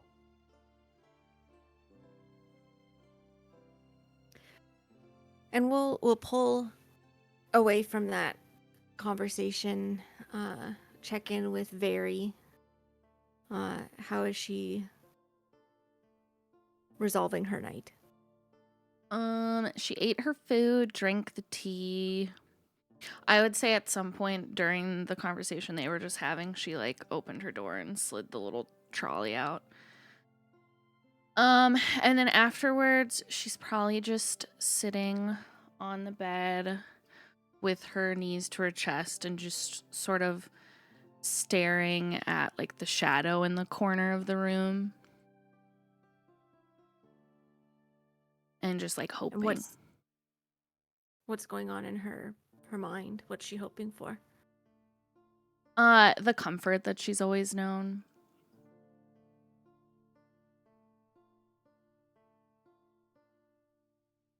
When Veiri opens the door and pushes the tray out, Alara's gonna look at her and mind link, and she's gonna, I want you to know that I love you.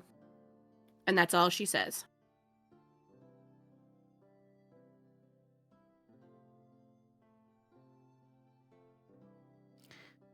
She does not respond.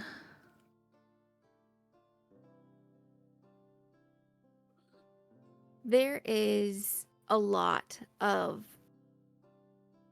heavy lifting that occurs when there are emotional revelations that come out, and nobody really is absent of any of those tonight. And where normally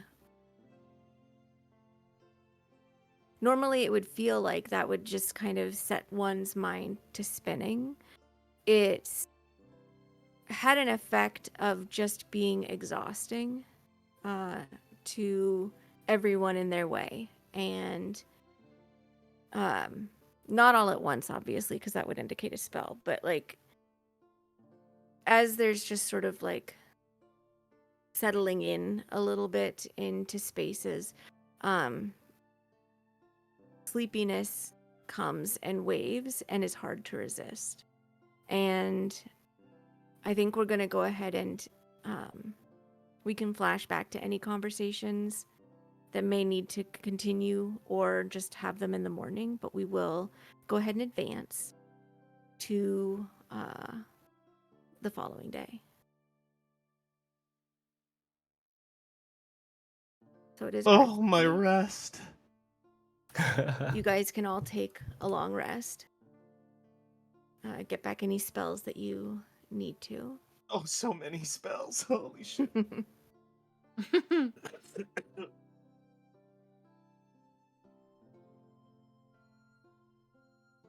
But your body clocks, you didn't end up staying up particularly late. You were just exhausted by just an influx of so much knowledge. And it's easy to wake up at the usual time. Your body advises you that it's getting towards 7 a.m. and then towards 8 a.m. So each of you can get up as is your habit if you would like to. If and when the boys come out of the tiny house, the set of dice and the blade are in the same position that they were in the house, but just sitting on one of the side tables.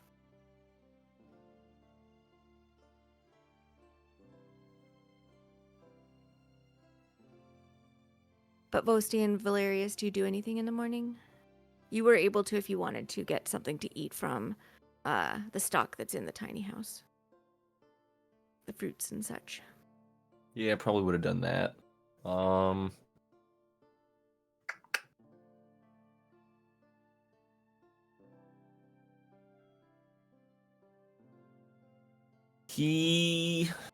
So little bit of a backtrack to the night previous, if that's okay. Mm-hmm. Sure. After Alara would have left the room, would Vosti have stayed in the house or gone to his room? I don't know. Like, what would he have done? He would have gone to his room, or I mean, he wouldn't have moved from that table until everyone was gone. So after Alara leaves and a couple minutes pass of just kind of like taking everything in, he kind of exhale a deep breath and look up to Vosti. You know, it's so funny. I've spent so long hating him.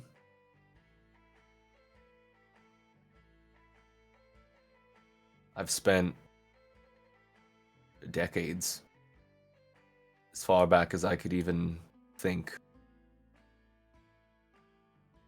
that I didn't care. It didn't matter. He wasn't here. We all were.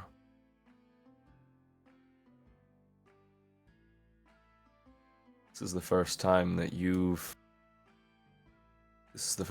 that I've seen him in a light that isn't of my own making, that isn't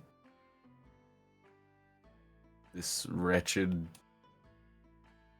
thing. The way that you described what happened to you is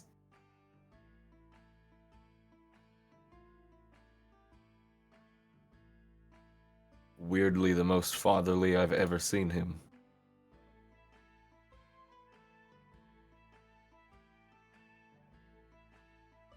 So, thank you for telling us, brother. Truly.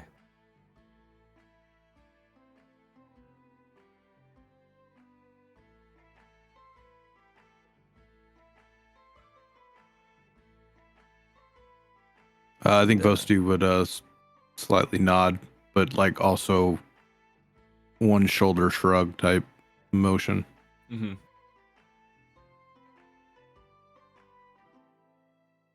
Kind of give a nod and then stand up and go into like his room in the house. Shut the door.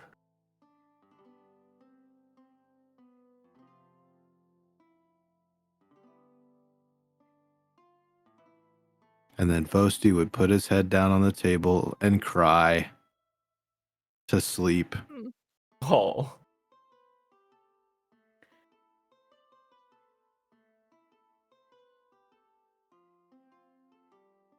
And then at some point, I found myself to the couch, probably in a daze, and then in the morning, wake up and start snacking on something in the kitchen. Mm-hmm.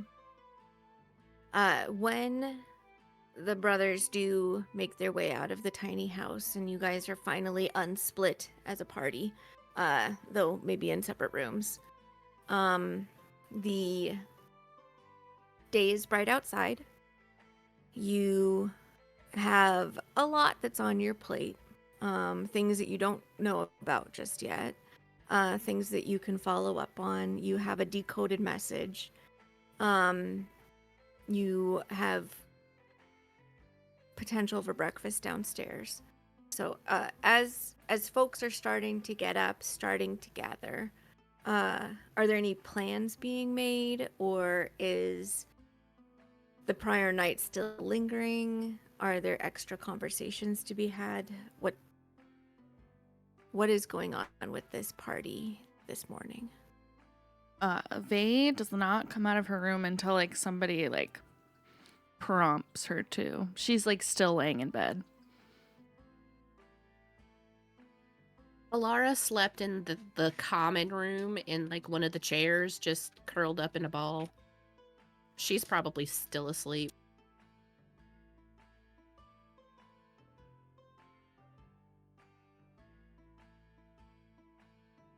Who fetches Very?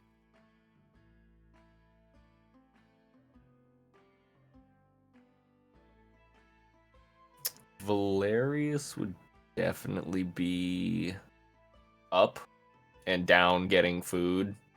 Probably not super talkative, but not necessarily like dismissive. Like if somebody tried to talk to him, he would engage, but he's very much so still kind of in his head about a few things.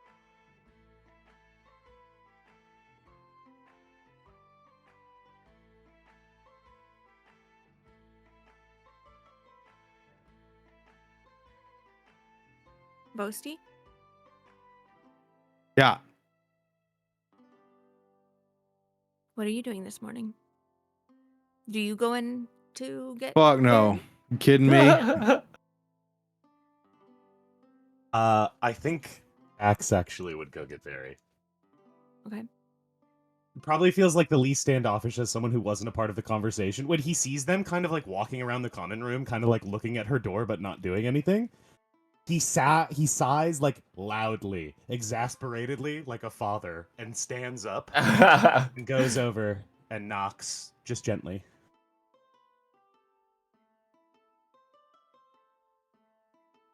Very, you have a knock.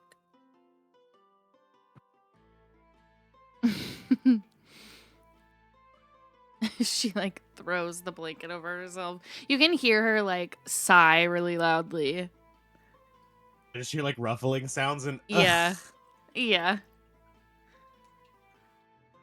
Vey, we're gonna talk about what we need to get done today. If you wanna come out and have a chat, maybe we Fine. could have some breakfast. You hear like more shuffling and like, like you can hear her get out of the bed and like drag her feet over to the door and like You open can take it. 5. It's not a rush. You're good. I am coming to the conversation. Aye. And he'll turn around and not push it any further than that and just walk back over to the collection of people. This bustling is enough to awake Alara if she'd like to wake up. Yep, she wakes up, rubs her eyes, and is just kind of sitting there silently, trying to gauge the mood. Go ahead and make just a general insight check. I guess Dax hasn't gauged the rest of their moods. Could I also jump in on this?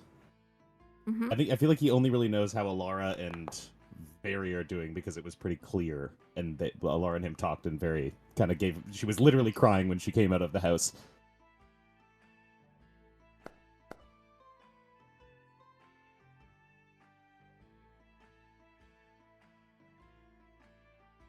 Dakin, you are pretty confident that something has sort of shaken the siblings a bit, and they haven't quite figured out their footing. Elara, you grew up with these three, and you can read hurt and upset and guilt and frustration in varying levels pretty accurately on the triplets' faces.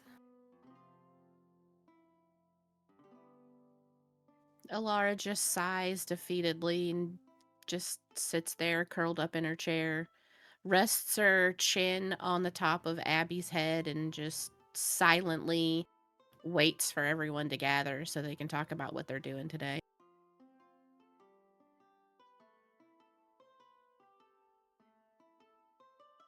And it's fairly shortly thereafter that you all are in the common room. There's a little bit of food left over from the picnic trolley that was rolled upstairs. You can see your items. They're on a side table.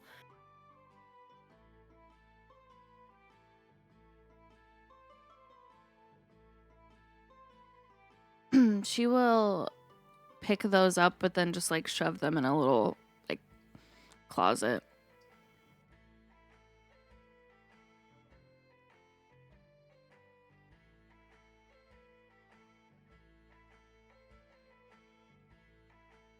Morning.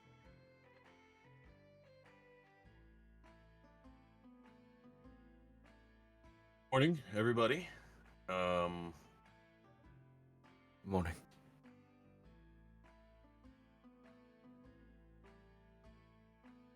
What's the plan for the day? We have an option or two. I figured it might be best for us to try and maybe track down the pearl today. All right. Ask around for the altar rock and whatnot. The Madame actually mentioned it to me last night. Oh, good. Apparently, priest did regular prayers there to appease the nature spirit that lives in the rock. We heard about the nature spirit, but I didn't know he was doing some prayer for it for Solea. Mm-hmm. All right. Yeah, we can do that. I had some of our stuff looked at by Naira yesterday as well. Right. That rod beats the shit out of people with those tentacles and can hold them in place. Oh. That's the mace is magic. It is a little bad for undead, and it can light itself up, like glow. And then this pole turns into a fishing rod, and he like hits the ground with a long pole he's been carrying around with him for like almost a week at this point.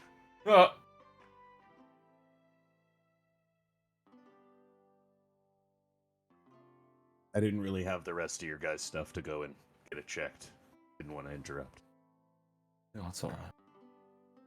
Do you know how to use a mace? He like holds up what his weapon is, but they look like vaguely similar, except his is like petrified wood. Maybe you want to use that? Especially if we're fighting doopy birds and whatever those things were at the church yesterday. This weapon's done me well. It's been there for a long time, but I would be remiss to say it is not a magic mace. It is a broken off, petrified piece of an old walking stick. I don't think that helps me with vampires very much.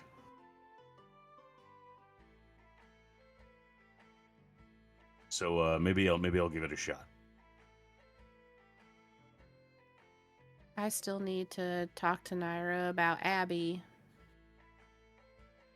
Well, Naira also mentioned to me, so we got that job, and he gestures to Very, from Fen for the books, right? To check out the dragon thing.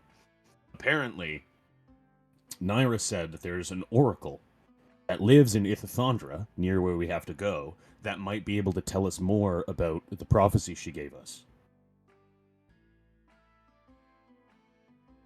She didn't have a name, they're just the oracle, but they might be able to shine a little light.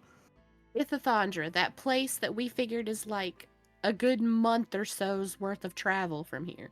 No, we'll just go through the woods, right? It'll be a week. What are we gonna do with Rickard?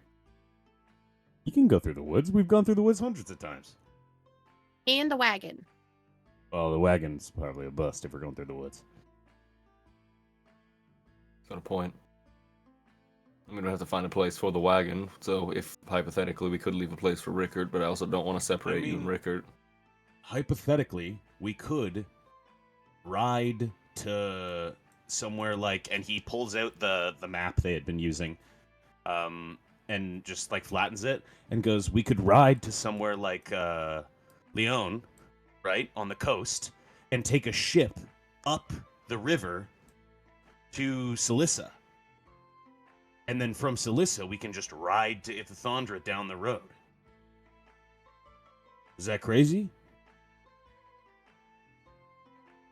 Not So if we go necessarily. up, it's still a bit of a journey north because there's not a straight path from Enamar to Sinor or R'Leel, but we'd have to go around a little bit up into the woods, and then if we pop by Leon on the coast, take a boat up, that'll be faster than riding. We could bring the carriage on the boat depending on what we can get, maybe.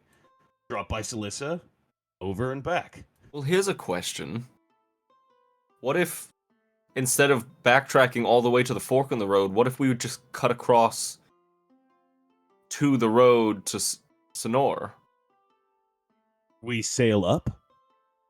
We could sail up, or we could cut, go. Or you mean we cut literally the woods cut on the woods to the main road? Yeah. if we couldn't get a boat. I mean, I don't feel terrible about that. We're on the border of Thamarwyn, but we're not. Like, there's still the river. The if we would, I would want to to cross to the Sonor? other side of the river that we came past for Enimar to go up to Sonor. I don't want to be that close to the mountains. I was gonna ask, do we have the opposition of that? I think going back across the river and then cutting across to the road up to Sonor and then so on and so forth. I think that might be a good. And then, just as updates for things, I talked to the madame last night, and she Gave me the info. There's a farmer dispute nearby that maybe we could deal with, where there's some cousins, and apparently the guy who makes all the delicious fucking corn around here poisoned his cousin. Holy shit! He like poisoned a well that they're supposed to share because they live beside each other, and I don't know. It's a whole thing. And then also, there's a woodsman who comes to town often, who, in alliance with it aligns kind of with the disappearances, the vanishings that have been happening, people showing up and not leaving. There's been like whispers, voices at the base of the mountains. Mid-range. Okay. Whispers and songs and stuff is not crazy, I guess, to hear around here with all the spirits, but it seemed kind of like it was strange and different. She marked it down, and he'll pop the atlas page out and show there was a moss-covered boulder.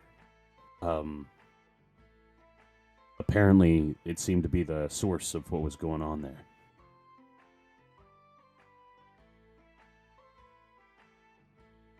He did say it was really strange. Personally, I went moss-covered boulder. Okay, it's a rock. They get moss sometimes. But he said it was really strange and said, please, no one should go there. Some things are, what was it? Some things are better left unseen? Alone? Something like that. But, I don't know. Seems sketchy based on what we know.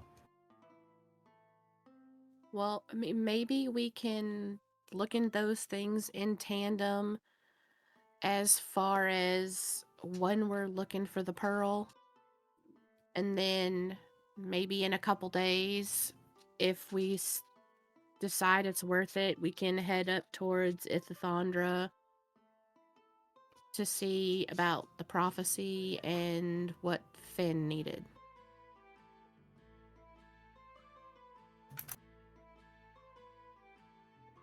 Sounds good to me. I mean, it would kind of be pretty cool if we discovered a dragon. Yeah.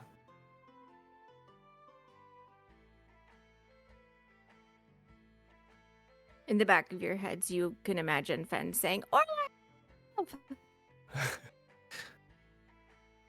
Saying what?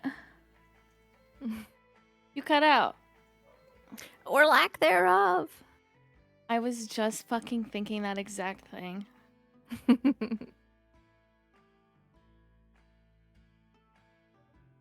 Okay, well, I guess that's mostly our plan for the day. I don't know exactly where this, stone is we're supposed to go find.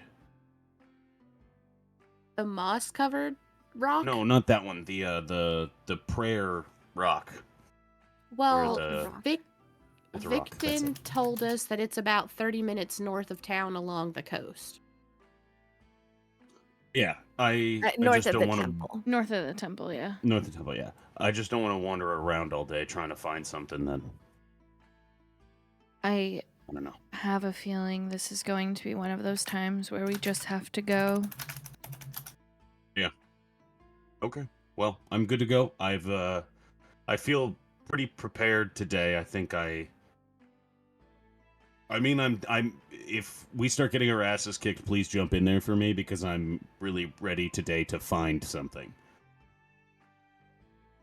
Alara kind of looks shuffly for a minute.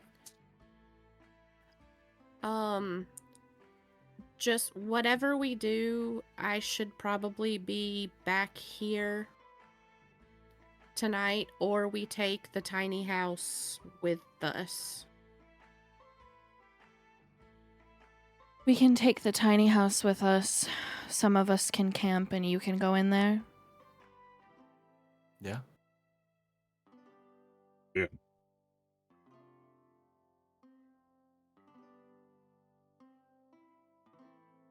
Okay. So, do you have a first stop, or are you going to head to the temple and then start fording your way in a northerly direction for 30 minutes to see if you can find this rock? Did any of you want to get your stuff looked at with Naira while she's open this morning? I harassed her a little last night to get some of the things looked at, so. I don't think I had anything else. And me I've- personally. Very I've- has a pocket full of rings. Yeah, I do. I've got a couple things I need to get looked at. I got a pocket full of mad rings. I have 12 rings that need to be identified. Do you think that's going to make her upset? Yeah, Sorry. but you just have to pet. You're Sorry, gonna it's have to stay actually- an extra it's 5 actually- minutes petting her. 10 rings, 1 gem, and 1 figurine. As I'm standing here, I just ritually cast Detect Magic. Is everything she is trying to say is magical actually magical? They're all clustered together, but you do not get the sense that they are all magical Okay, There's a couple magic and stinkers in mundane. there. Mhm. mixed in there. Yeah, well, we can pop over. Someone's just gonna have to pet her while she identifies stuff so she doesn't freak the fuck out. I saw the pearl jar, the pearl drawer though. There was like 50 in there. That cat's a scammer.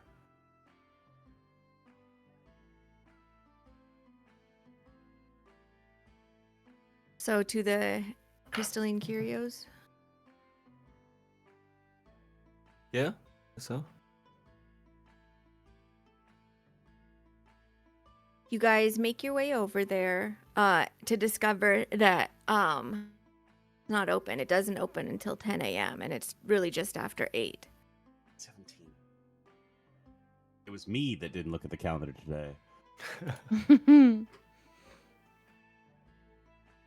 I knock on the door anyway.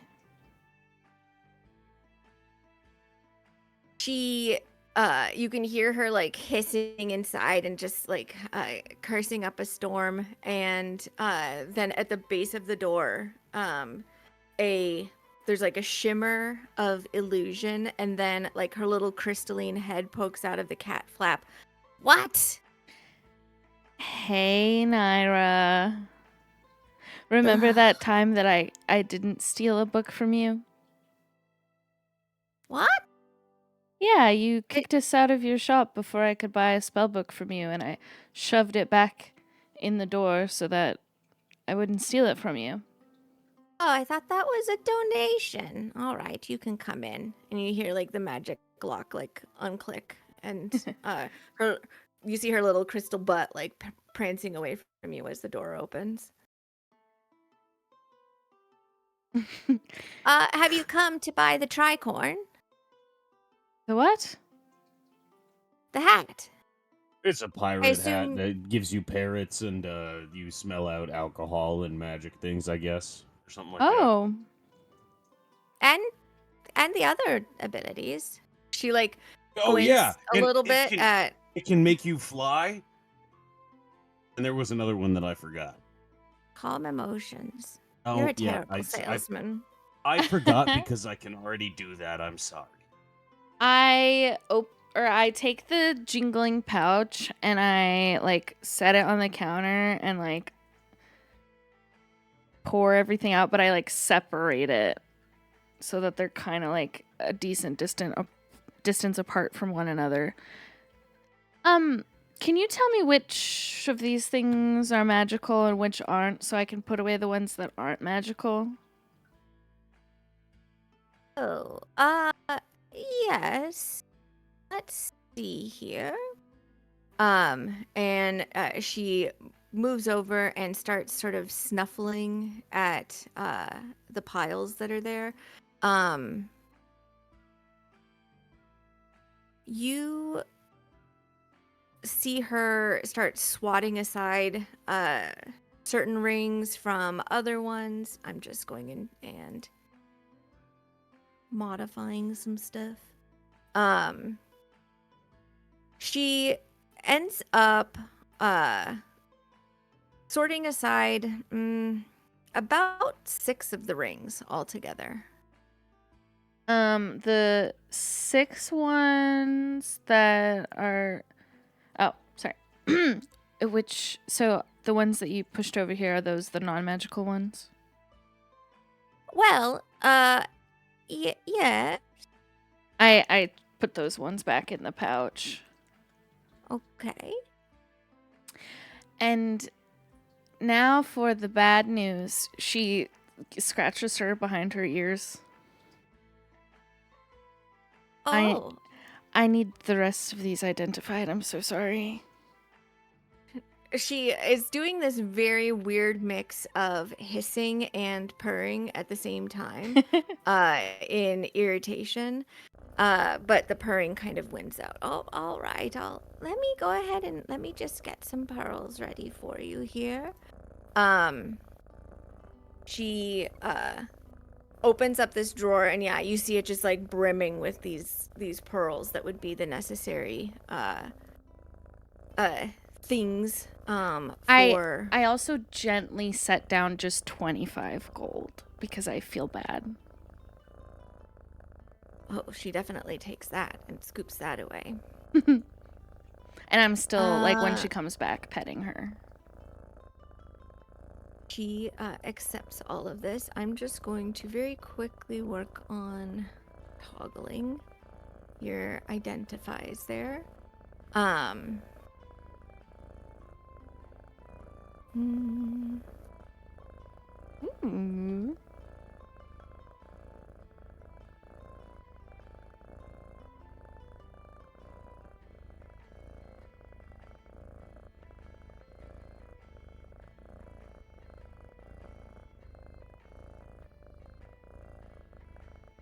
Bear with me. This is taking a bit. This was quite a full pouch of rings. Yes. I'll just sit here listening to a cat purr for a couple of minutes.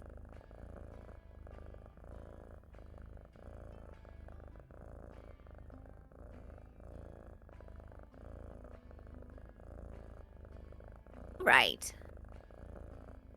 What you've got here, as she's just kind of like swatting around the rings and sort of playing with them. One of them she like lifts up into her paws and then rolls on her back and is just kind of batting it back and forth between her toes. This is a ring of truth telling, and you have a better ability to determine whether or not somebody is lying to you. Oh. This one is the Ring of the Orator, and it allows you to project your voice loudly to be heard by all creatures within a mile of yourself, regardless of whether or not there's other noise for a minute. Of course, magical silence, a foot of stone, an inch of common metal, a thin sheet of lead, 3 feet of wood, these sorts of things can dull it down. So in that case, somebody inside of a building might not hear you if it's got particularly thick stone walls. But if you project your voice while speaking a language that the creatures don't understand, you can temporarily make them understand that language as you're speaking. But only if you can see them. So you couldn't suddenly allow somebody a mile away to understand when you're speaking, I don't know, abyssal. And you have to be able to see them for them to understand. But it's got 6 charges in it, and it'll recharge itself as long as you don't overuse it and break it. Oh. This one is the Ring of Puzzler's Writ, and it basically just makes you a little bit smarter. You are able to use your intelligence and be at an advantage towards any particular challenge. It also regains some of its charges. I think it has 3 in a day. Ah.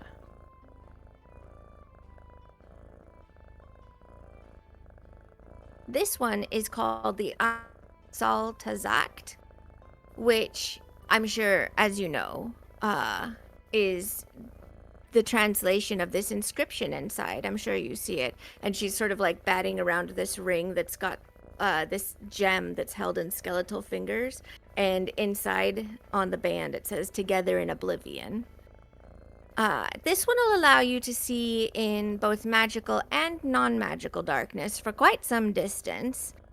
You can also use a bonus action to whisper the enchantment "Together in Oblivion" and activate it, and then at that point you are able to see through illusions, disguises, at an advantage.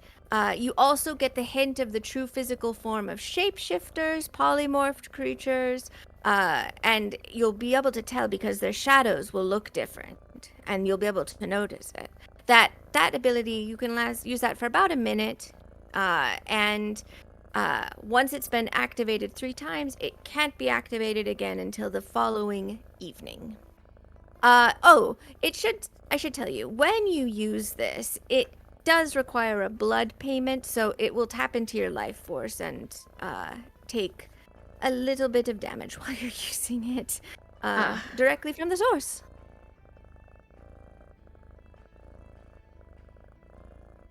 The ring eats my blood? Is that what you're saying?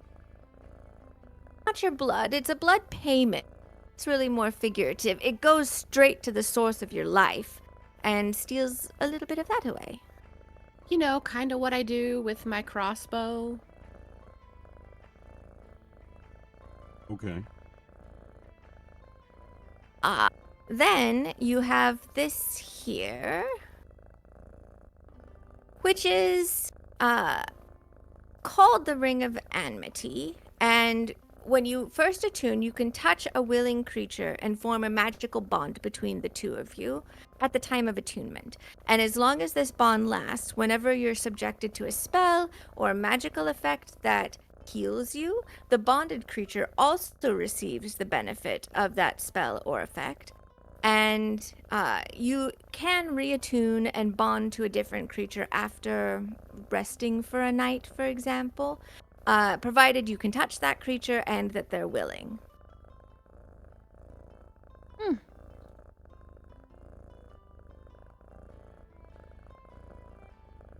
You can also, with this one, utilize a bond by invoking this rune that's here on the top of it. And if the creature that you're bound to is able to, like, if they attack another, then you can react to that attack and sort of push some extra energy into it, and then they'll critically damage whoever it is that they're attacking. Oh. But that's just a once per day thing.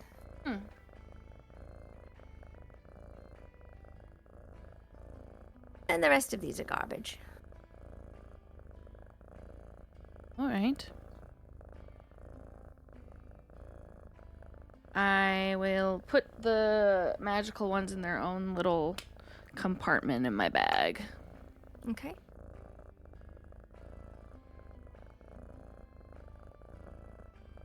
Is that all?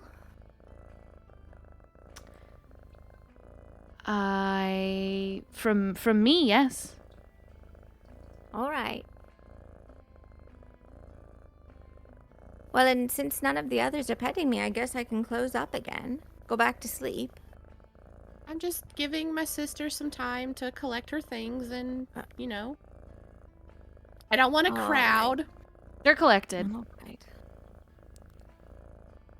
Once Vary steps away, Alara will walk up to Naira. So, if you could tell me if this is anything, and then she'll put the gold ring with the 3 gems on it up there. And then afterwards, if we could go back to this, and she'll put Abby back on the table. Sure. Let me take a look at this. This ring is not at all magical. Just pretty. I don't That it want to is. deal with that.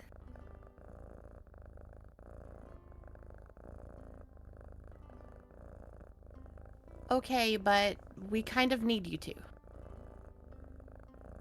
I don't like it. It asks weird questions and it distracts me, and then I got a headache. And I don't really like giving visions, but it seems to want to invoke visions and things, and I just simply won't deal with it. Please. And then Alara gives head scritches. It's very nice, but you're on your own. Eventually, it'll ask all of its questions, and then you'll be able to ask it questions of your own, but I don't know how long that's going to take. Neither did Pill.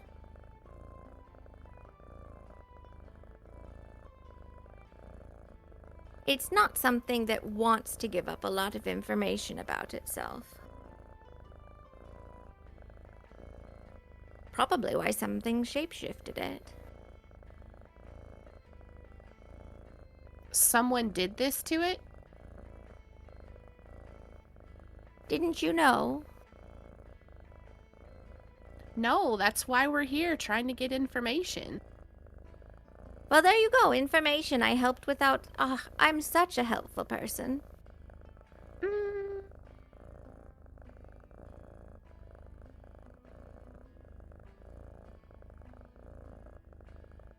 Do you know why? Probably because it's an asshole. He's not an asshole. Do you know it's not an asshole? I don't know what I would call someone who's persistently asking you questions. I don't think that makes someone an asshole.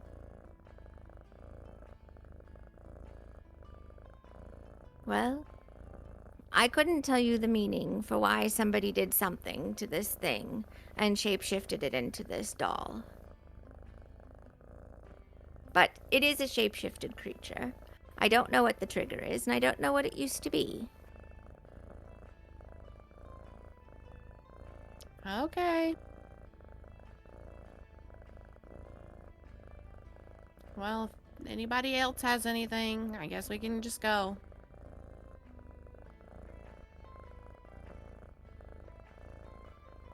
Thank you again, Naira. You're welcome.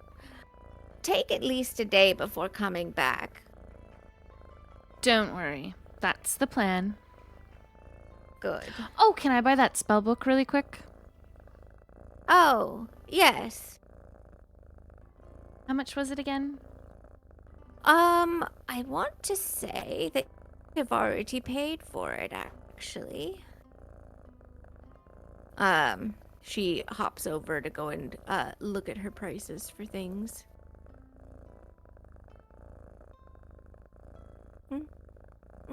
Mm-mm.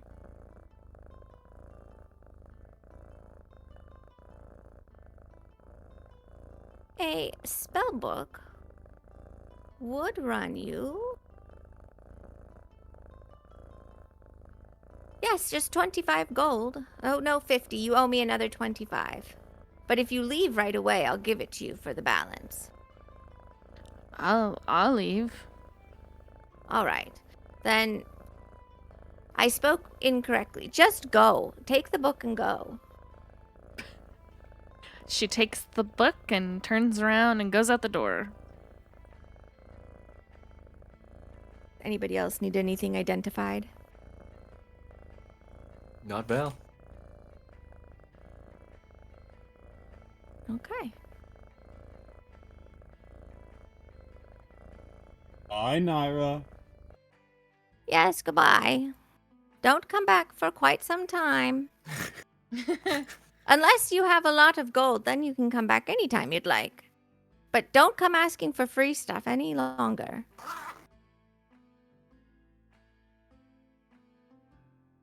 And when you guys step out onto the street, you can hear the magical lock snicking shut behind you.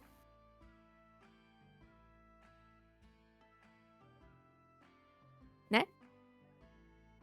Up to the temple and the altar rock? Guess so. Okay. You guys do set out. Is there anything you guys are grabbing very quickly? You can just say that you've done it. For supplies that you think you might need, or are you ready to just head out? I'm I'm ready. good. I'm Yeah. ready. I'm ready. She's very ready. Ready.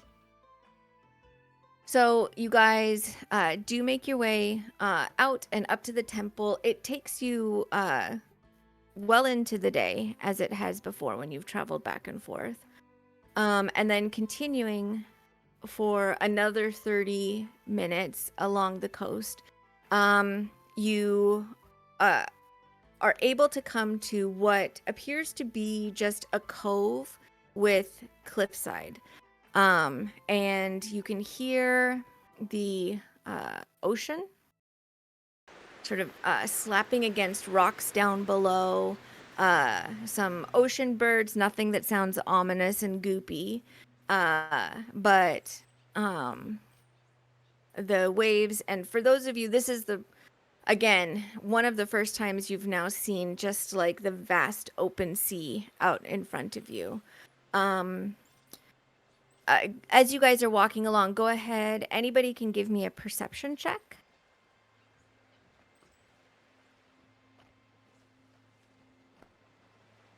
Of what sense? Looking. Vision.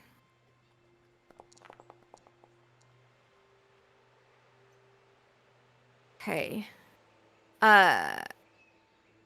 Vosti, Valerius, and Dakin, boys. Wasn't that 20? Perhaps it's because you are boys and therefore more willing to like walk as close to the edge of the cliffs as possible. But as you guys are adventuring, you see a sort of like down the cliffside, a narrow ledge that's maybe like not extremely narrow, maybe like 20 feet wide.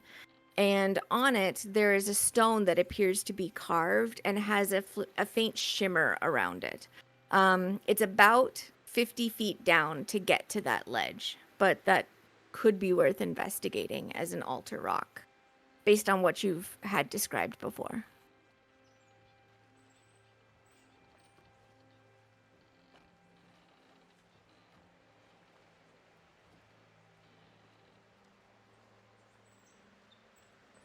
What do you all think? Do you want to take a look?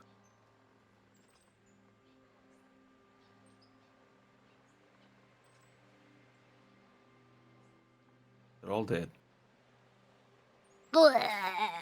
We all fell off. They all fell off. The seagulls are eating them. I have been muted this entire time, Have you been no. saying stuff? bro. But it's funny because I say it and like everyone is like saying it also. So it's like, you know. Oh, you But Makes just now sense. he's like, I was like, what do you I want was to like, do? I was like, wow, Vosti must be so mad. He just hasn't said anything at all, even out of No. character. Like Splooey's just going through it. I've been laughing. Whenever she's like, the rest of these are garbage, I started laughing. Yeah, no, he would have said, yeah, go, let's go down there. It seems to be a way. Alright, everyone's head on a swivel. You don't know what we're gonna run into here. Watch your footing, too. He'll pull out his axe. Oh, God, he's killing people now. Are you guys just freeform climbing down the side of this cliff? Oh, I thought there was like was there not like a, oh. Does it look like there's any other way to get to it? Does it look like there's like a cave mouth near it that people are falling through, like going through? And You see a thick stump with an iron hook like sticking out of it. But other than that, you don't see any caves or pathways. Just up where the we cliff are and is the stump? Yes. Okay, so they're fucking rappelling down the cliff. How far down? About 50 feet. It looks like we should climb down with some rope. I think I have some. I think I do too. I should probably put this away. And then he puts his axe away. Alright, shall we, I guess start jerry-rigging some shit here? Too bad Let's we go don't ahead. have that Go ahead. parrot hat. That would have been handy. Let's go ahead and have whoever wants to roll a survival just to see how well you rig up. I'm helping. Who else? Anyone better at survival? Yeah. You got this. Guidance. Pretty good at survival. Oh, shit. Very starts like logicking that probably the most secure way to secure two ropes together is to start unraveling them and tying like the smaller bits into knots. That way there's multiple knots to rely on. You know, there's some redundancy Why am I there. fucking stupid? She's He's different discovered about that to use the survival. rope, we must unravel it. But Vosti is just like, and using the other end of the rope because he doesn't want to interfere with her thought Nope. process. But using the other end, avoiding.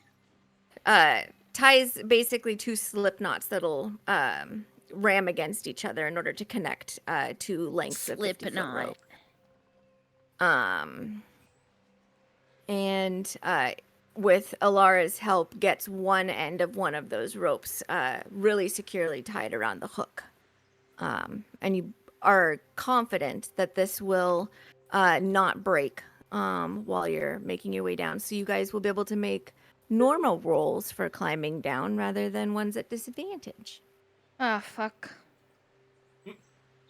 But to that end, can I get everyone to go ahead and make an acrobatics check, please? Let's go. And let me know who's going down in what order. Like, what's your climbing order? I'll go first. Okay. I go Alara's- second. Oh, yeah, I'm definitely going Oh, first, as in gee. all the way down. But you get inspiration. Oh, I do! I'm gonna do that again! Cool! Alara's gonna go Cool. last. Okay. Jackson, I'm Valerius. Hi. How's it going? The good news is everyone who comes after you is able to learn from your mistakes. I'm so glad. Additionally, they don't have to deal with everything that you're dealing with. Your armor is quite heavy. Yeah. And you aren't fully expecting what it feels like when you grab onto the rope and lean backwards over the cliff and then suddenly are feeling the weight of your armor on the remainder of your body, not just your shoulders and your hips where it is. And it just like have a really difficult time like sort of staying like mostly horizontal or at least heads up and are just sort of like slip sliding your way down. I'm gonna have you take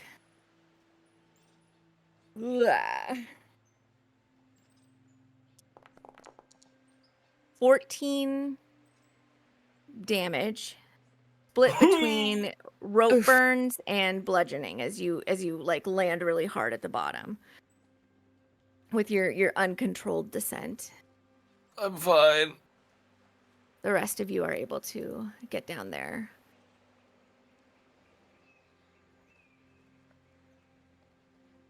There's a fucking map.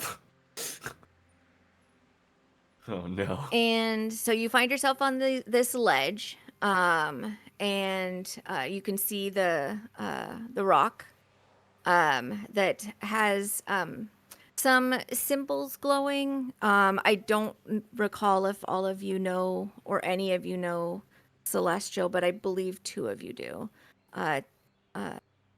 Very and Dakin, I believe. What am I? know.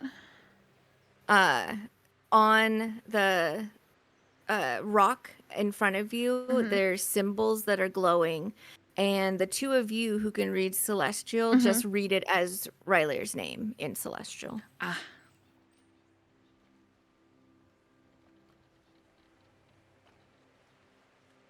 All right, shall we?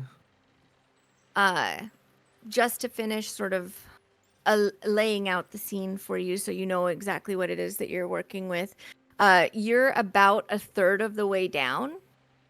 To the left of you as you're coming, you can see another 100 feet of jagged cliff face leading down to a black sand beach and waves coming up towards you, or towards the coast. This rock is here. There's some sort of hardy shrubs and that sort of thing that have been able to bind themselves against the wall, and proceed as you would like to. I'll go first. How in the heck did Matthias get up and down? I would imagine years of practice. Let me get some music going back again. Sorry, it wasn't looped.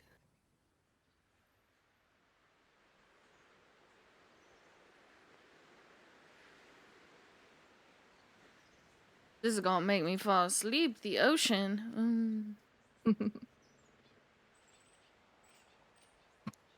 As you are advancing forward, the ground is uneven. You imagine that, like, were you put into a situation where you would have to move quickly, it might be considered difficult terrain.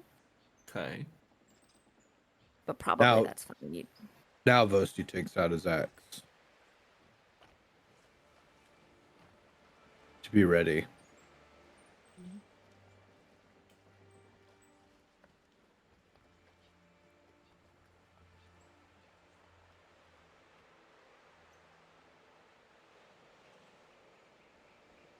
He'd actually Do- stay back a little bit because he can't read it.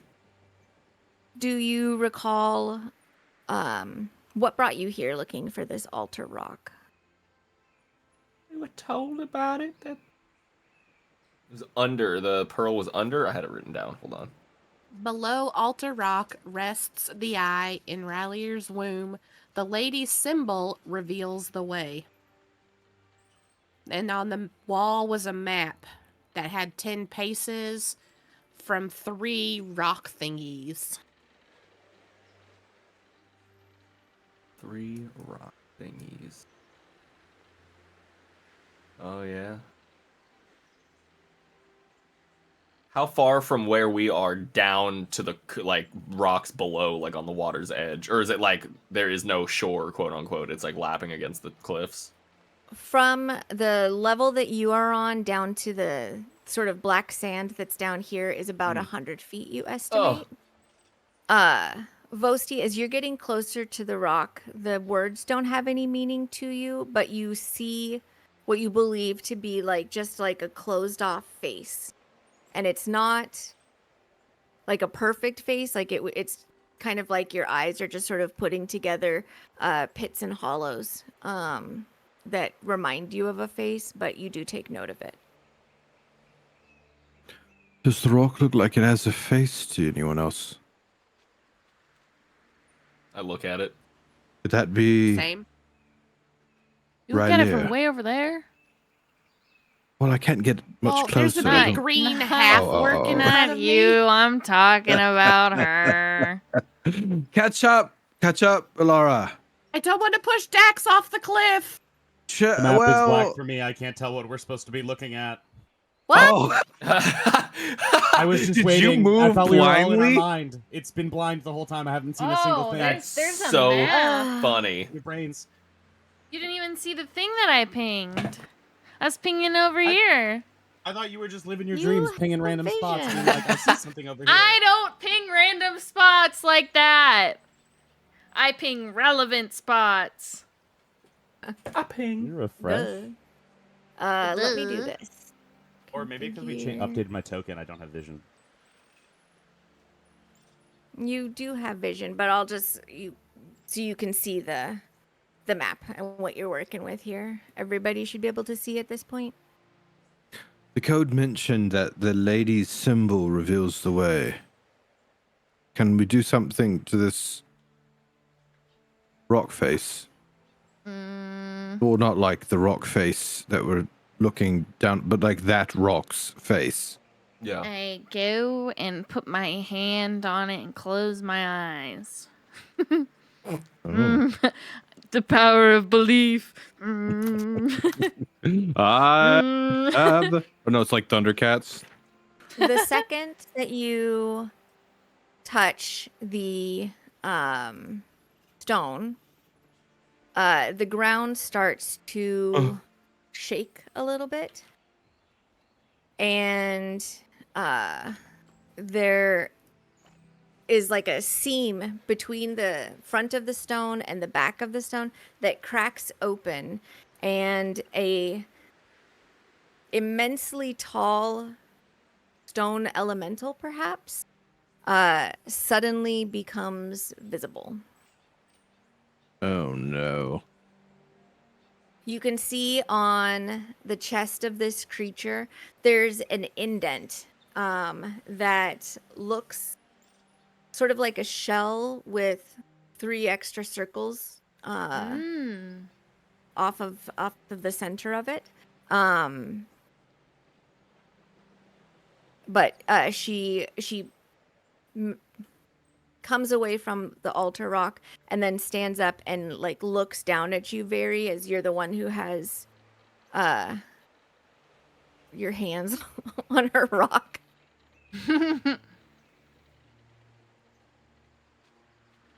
And she's just staring for now.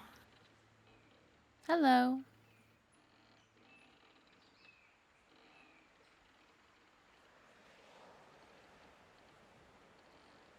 You get the sense that this is a creature that may not speak common. I say hello in all the other languages I know. What languages do you know? Celestial, Infernal, and Primordial.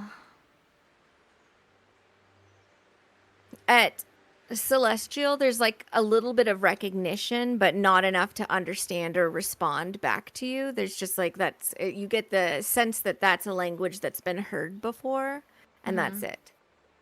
And with Primordial, I can speak the language of the 4 elemental planes too. Each of When the you dialects. speak Primordial, then specifically Terran, it speaks back, and to the rest of you, it just sounds like rough stones being ground together. But very to you, why have you come? Well, first and foremost, you're familiar with Matthias, correct? Yes. He sadly has taken his own life. So you won't see him again. Why do you come? Well, he was in some trouble, and we're hoping to shine a light on that. Why do you come here?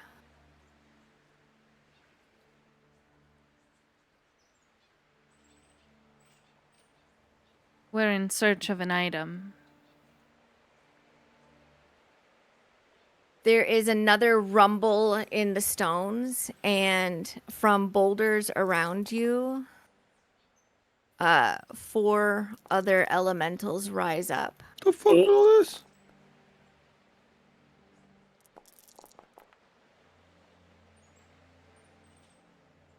You get the sense, that there's a tone shift now, and that there is hostility. The faithless cannot come. And I will give each of you a moment to react or think of like a response to that as the rest of you see that they're starting to like gear up for battle, maybe. Cool. Valerius, do something. Very, you what's want me to do? happening? I don't know. I don't speak rock. We don't intend to pass without permission. Prove your faith. Oh. To Rylier?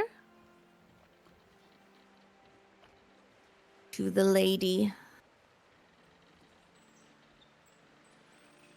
I look over at Dakin and I say, "Hey, do you know any? They want us to prove our faith to the lady."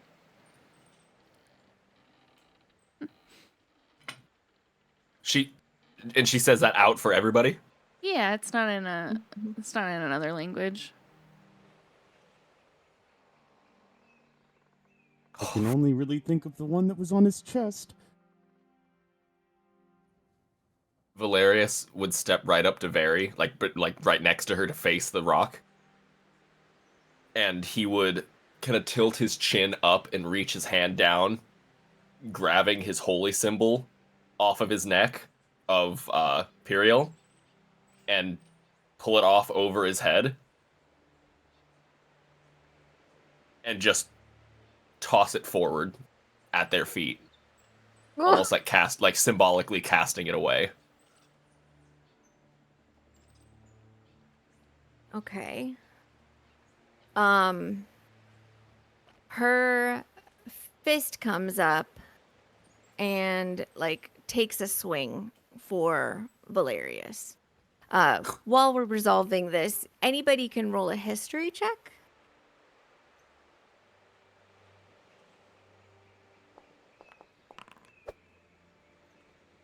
An 18 hits.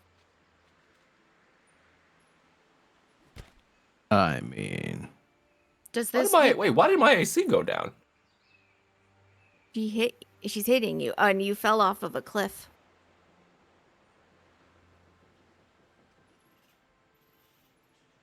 Okay.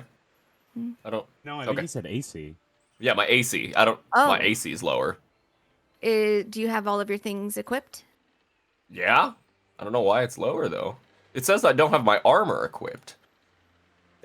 Where did my armor go? Where did your armor go? What? His AC is supposed to be 19. Yeah. You look She, down. she you're would have naked. missed. You're late for school and you're Oh. naked, Andrew. You know what happened? Go ahead and It might accidentally be in the bag of holding. That's exactly what it is. go ahead and resolve that by pulling that back out and putting it back on. She misses then.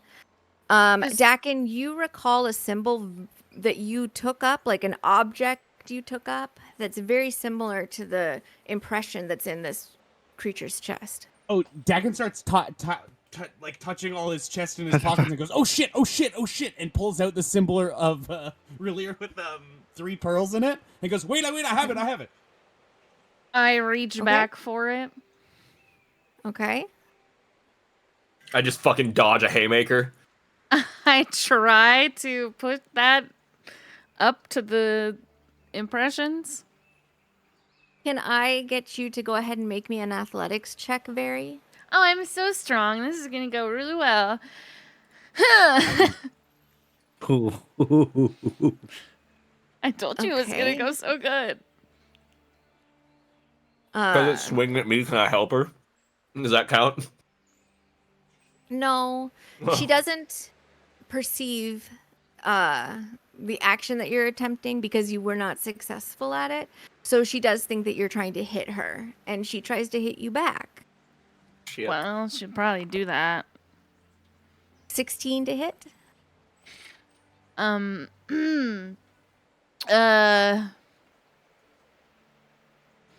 just take that. Is there a wait? Is there a thing when she's next to Valerius? Only on saving throws. Fuck. Yeah. And you can see that she just takes this stone fist and just basically like slams it into Very's belly and like in a sort of like a full body uppercut and just like cracks into her and staggers her a little bit. But with that, go ahead. Hold on, I gotta look. I don't know if this Okay. is true. Could I have utilized a major intimacy that the pursuit of knowledge is worth almost any risk to have given me advantage to try to do that because we're seeking out this knowledge? So you may. Yippee! Go ahead and make your athletics check again. It's probably not going to be good, but Oh, that's not bad. It's more than 10. Go ahead and I'm going to apply this 21 back as healing to you. If everything goes well.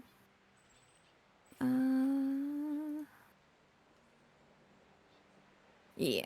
Okay.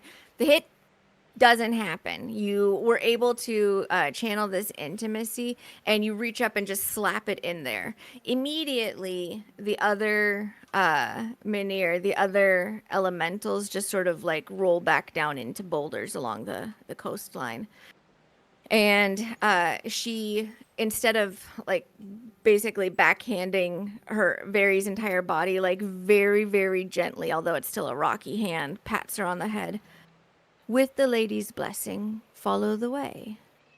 And then she sweeps her other hand out, and the hallucinatory terrain that was making this look like a completely impassable sheer cliff face instead reveals just a really easily switchback path that leads down to the beach.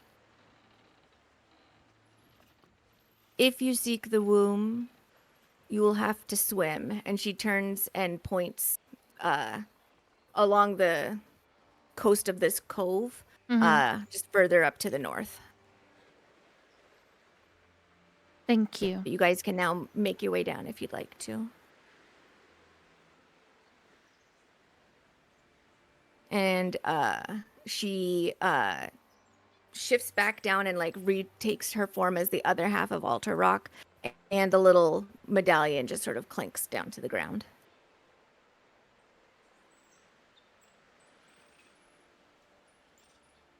I make my way down to the beach. Axel just guys- pick up the medallion and follow him down. Yep, follow down.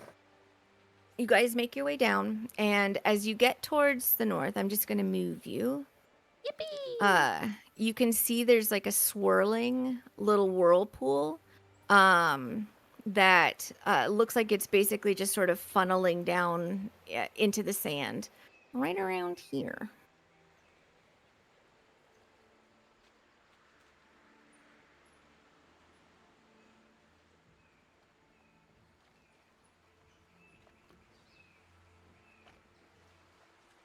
What would you like to do?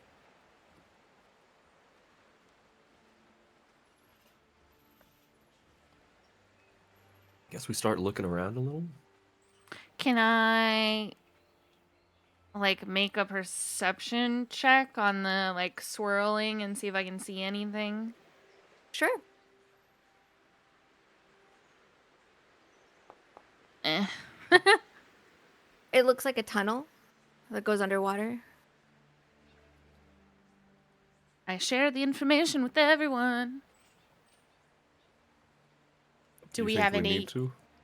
idea how deep it may be, how long it may be? I don't know.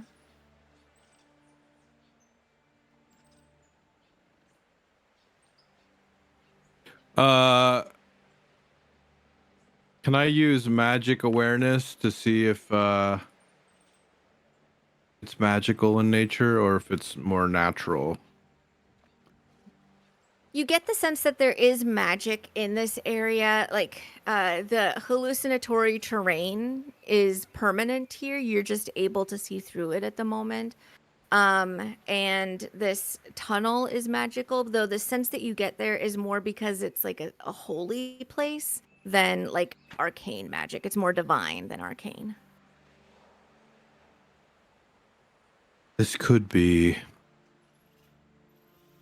the path to her womb, like the code said. I don't know if it's safe, but it might be the only way to get to where we need to be. The elemental told me that we would have to swim.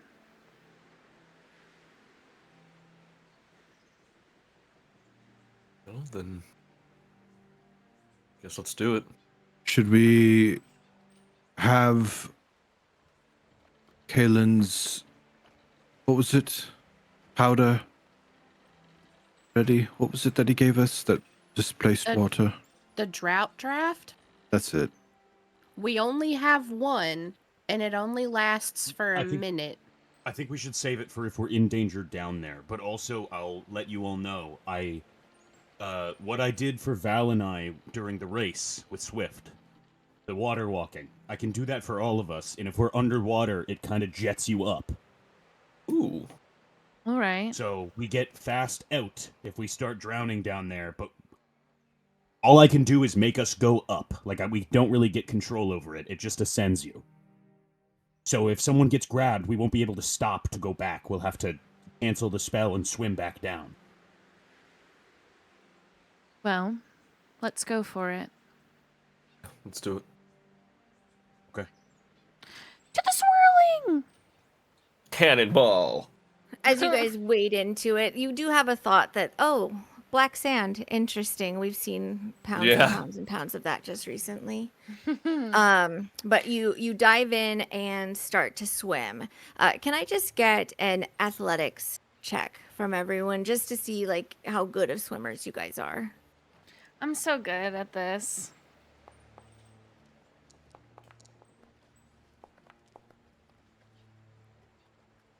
Very didn't go to a summer camp that had a lot of outdoor stuff, so she's kind of like more pulling herself along the rock walls than like fully swimming. But fortunately for all of you, it's not a super long tunnel. You just feel a little bit more like worn out, not impeded like by exhaustion or anything. Very when you pop out, just worn out from the swim. But you make your way in, and you are in a sort of circular chamber that is. Am I invisible? Yeah, I You only guys see might be. Dax's Yeah, let me- token. I think I. Oh, yes. There I There we go. am. That as you come up out of it, there's sort of like this like deeper area of the pool, so to speak, and then a ledge just in front of you that puts you at about like 1.5 feet deep of water. In front of you, you can see 3 tall stones that are sort of reaching up towards the ceiling, and there is a tiny, tiny, tiny bit of light in this space. It's not enough to really do anything other than just make sure that you know which direction is up. Hey guys, are those the 3 stones that were on the map on the wall? Might be. Probably. Shall we? Let's do it. Let's go.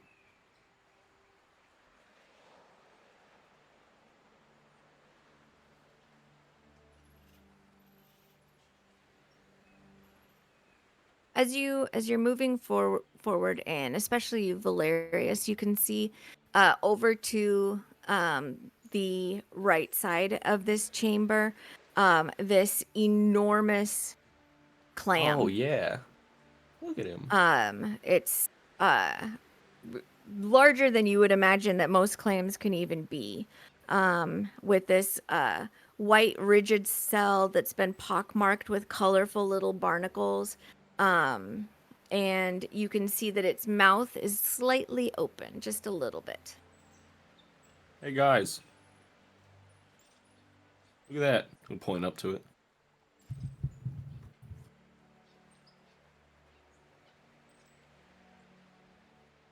Does that not seem like a place you might put a pearl? I don't. I mean, it wasn't on the map. Hmm. Didn't you scribble down what this looked like, Vay? Yeah. The map. It's wet now. I'm just kidding. It's all waterlogged. I mean, the 10 paces, is that the direction? If we turned the map, is it? I pull out the little drawing. And in the drawing, the little sketch, I'll repost it here just a second.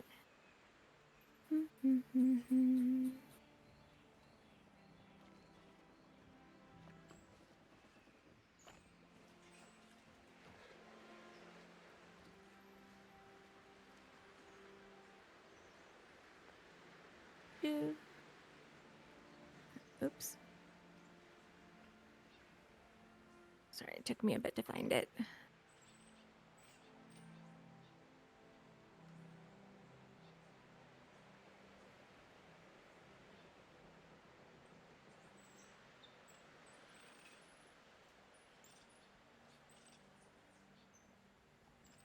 And Barry opens her book and shows the little piece. You don't know which way it's necessarily supposed to be oriented, but if it was, logic would indicate that if it was based on like a map, then it would probably be based on where you enter or approach from.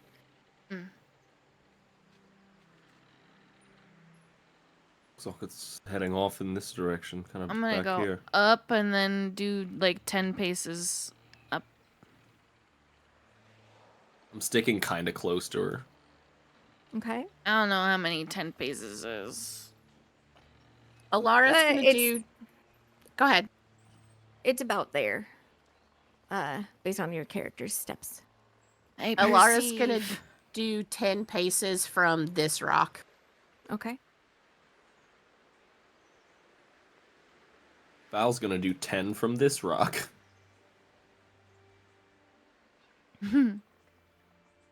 Okay. And which direction are you going, Alara?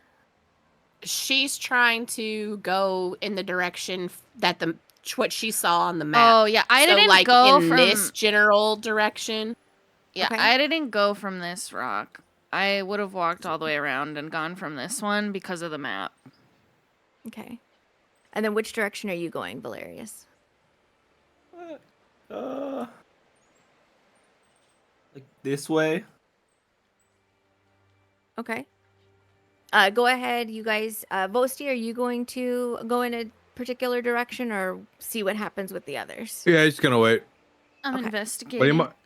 he might look at the rocks just to see if they look any different than just regular rocks. Okay. They don't. They just look like stalagmites that have grown up from the sort of salty drips here. Go ahead, the three of you, and give me investigation checks. If you guys would like to, Alara and Vary, since you're basically looking in the same area, one of you can do it with advantage if you'd like. I got a +6. I don't know. I mean, I'm only one more +7, so if you want to go ahead and roll with advantage. Ugh.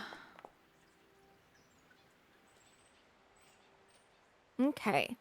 The girls do find what appears to be like a watertight metal scroll tube pushed down into the sand. Just the little bit of the top end of it is visible as you're pushing sort of at the sand and silt that's at the bottom of this cave here in order to spot it. Valerius, you don't see anything where you're looking, but as you're just kind of glancing around, you can tell like the inside of this clam has sort of like a dark what's the word I'm searching, like a lustrous interior that's kind of blackish purple. How high off the ground is it? The dais is about like a foot and a half. Like altogether from where you're standing up to the top of it is about 3 feet. Oh, okay. It's a foot and a half taller off of the water. So. Alright, he's gonna go in and kind of see if he can peek in. Okay. I like the way you said that. Girls, you have a tube. I don't want to open it. Oh, I'm you just- think this is it? I'm just holding it. do Yeah, we let but the boys know we found it, or just let them keep digging around? no, we can let them know. I just don't want to open it if it's going to speak to us or have some kind of weird effect. And also now I'm worrying about if anything will attack us when we leave or anything like that. Maybe we should put this in the bag of holding. Oh, we should probably confirm it's in here. I don't know. I'm freaking out. I think your worries are not unfounded. Maybe we open it in the house later. But we should open it and probably- just dump it in there. We should definitely not be in here longer than we need to be.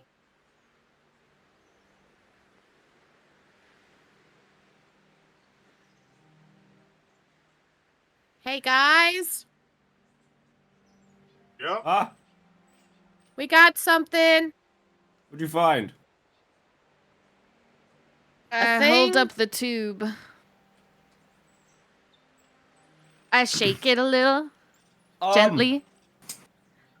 I kind of found something too. I can't even see you. Yeah, I'm looking in the there's a massive Oh, I black can see pearl in him. this thing. He's by the clam. There's a huge black pearl inside the clam. I'm like Well- leaned down looking into the clam. Well, now I'm like, do I look in here? I'm confused. How big well- is massive? Well, Like fist size, softball size? it's at least 6 inches in diameter. It's big. It's like as big as my fist. So Your it's fist bigger is 6 than inches. I don't know. it's bigger than the spot that Dax had in the box. Yes, no. About the same, you'd imagine. Okay, That well, that may be it, sister. What did you guys find? looks in the metal tube. Inside the metal tube, protected from the water, you see several sheets of paper that look like they were hastily torn from a book.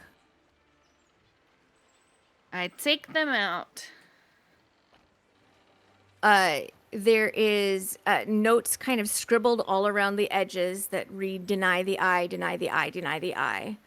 And in a cursory, speed readery fashion, because you are the reader of the group, you quickly come to understand that these pages are detailing an evil artifact in the form of a massive black pearl that was created by an unknown entity of the sea.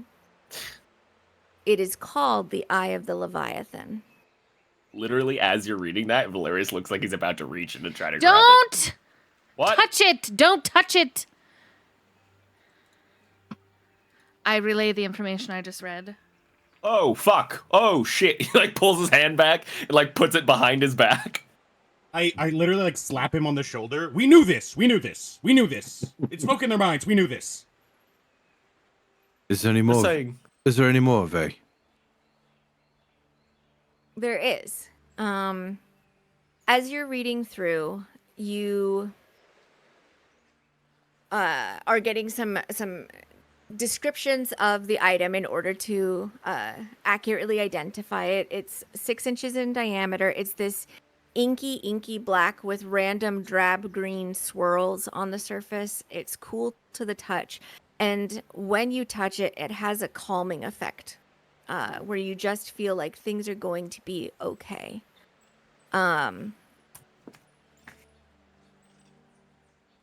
One of the features that it does have is that it is corrupting.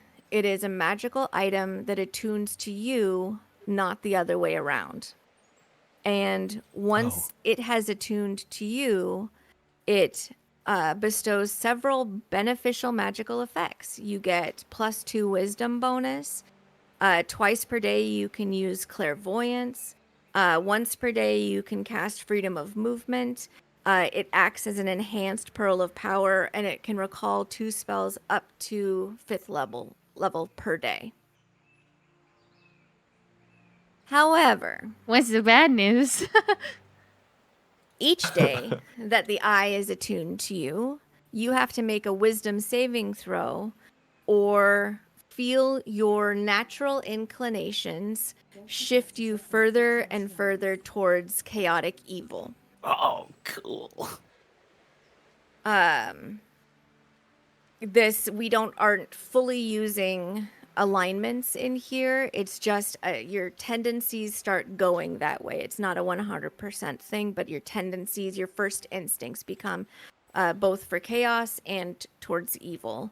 For each day that you succeed, the difficulty gets higher and higher and higher.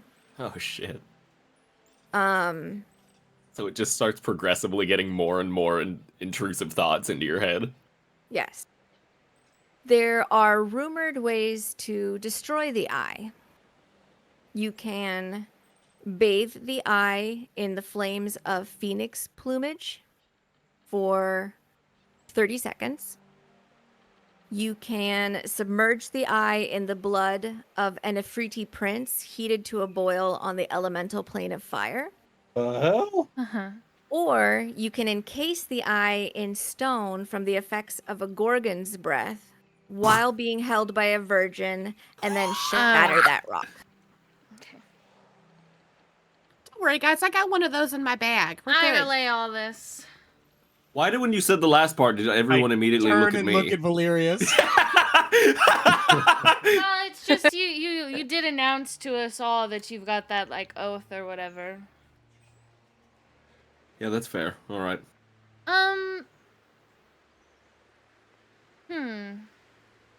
Well, I don't want anybody to touch it or get too close to it. Valerius, if you could back up. Yeah, he absolutely just like sits up straight and backs up. I wonder if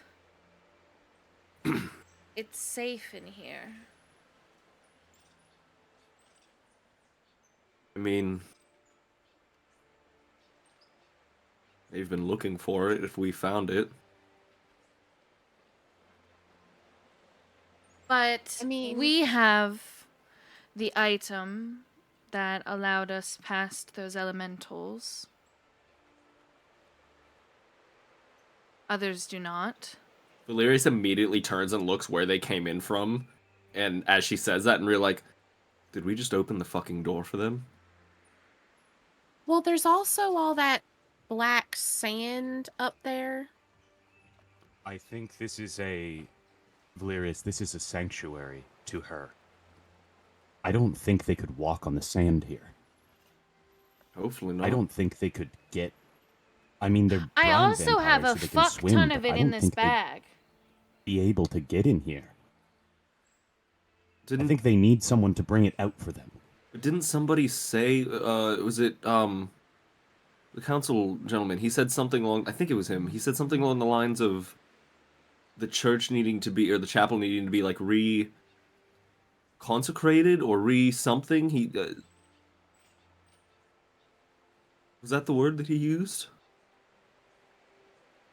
I The know point he I'm getting at mentioned they is were lacking if in a priest anymore now, and that was a dire situation for them, Okay. as well as that Matthias had duties to come here and say some sort of prayer that sated that elemental regularly, which must be, I don't know, maybe he just came and conversed and showed it the symbol and assured them that there was someone who also followed their god here to protect this place. But I don't know how the girl found this, but I don't think it's from here.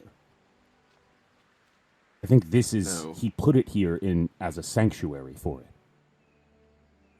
And he was desperate enough to do it that he went into her shop and killed a young woman. Then I'd have to agree with Very. Maybe it is best kept here. I mean, unless anyone has any other ideas. The note said it makes you feel comforted? Yes. Naira said that whatever Abby was changed from something else. They weren't sure what it was. And whatever made this eye is some ancient being. And both of these things bring some sort of comfort?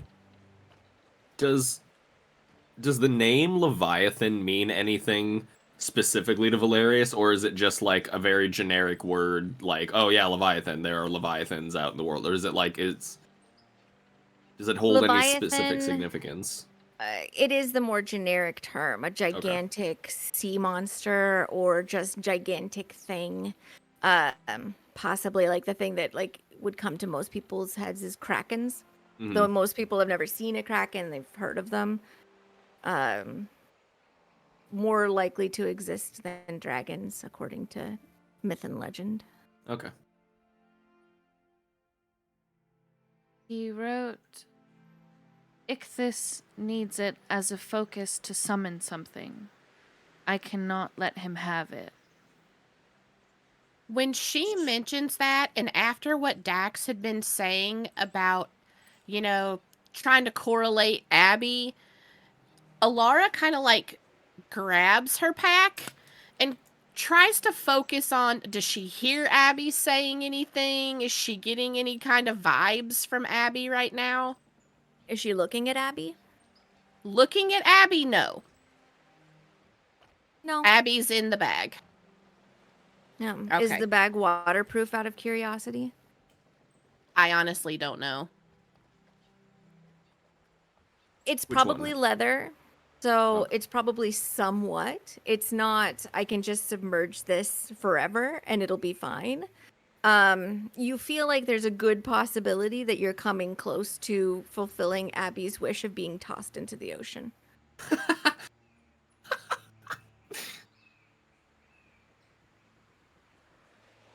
Okay.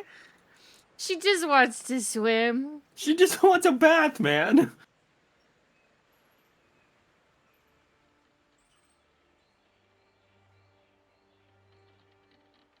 I mean, what benefit would we gain from taking it out of here?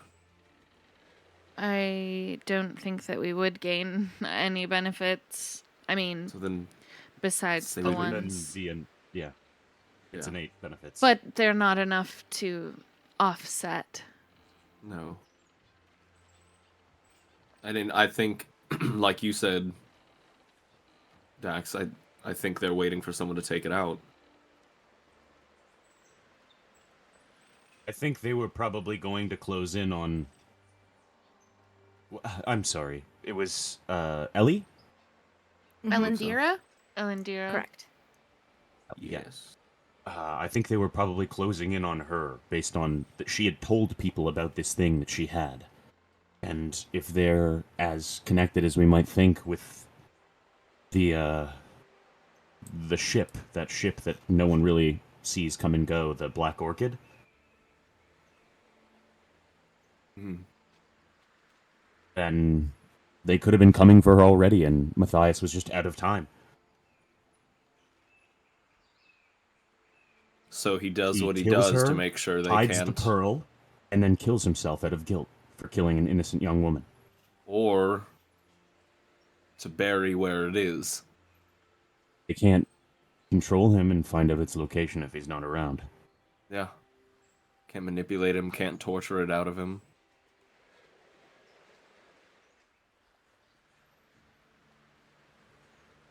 It's, So I do mean, we put these notes back in the metal tube and put it back where we found it and then just go? I think we should keep the notes. I agree.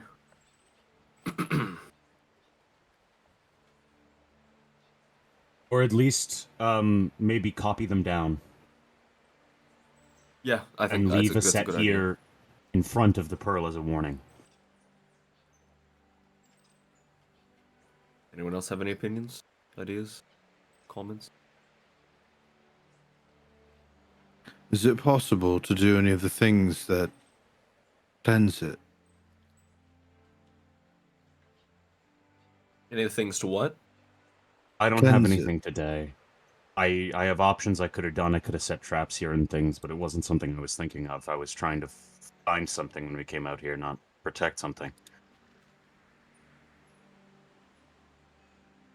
Sorry, Voster, are you saying cleanse? Mm-hmm. Wasn't that part of the instructions, that it would cause chaos, but there are ways... I think there's ways to destroy it. Is that what? Oh, is that it? Just to destroy it? Yes. Yeah. Yeah, all the things that I don't think any of us have the ability to do at this moment. And they involved, what was it? The plane of fire? Elemental plane of fire, phoenix plumage, And then or being turned to stone, and also you have to avoid that and then shattering it. Gorgon's breath while being held by a virgin. There's Okay. that. There is Are you that. okay, sister? There's What? that one. Do you have Steph. something in your throat there? It's definitely on the table, for sure. Seawater.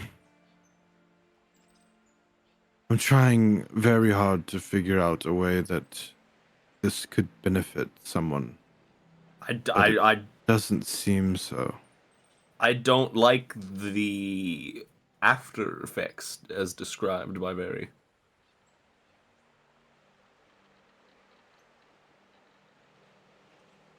I mean, I can't necessarily say I'm an expert in any way, shape, or form, but I mean, there are always whispers of evil Listen. artifacts.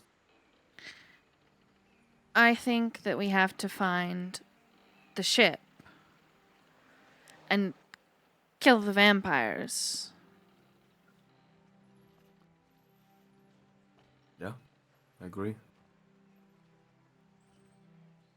And Yeah, maybe we might then, have to. maybe then worry about where this goes.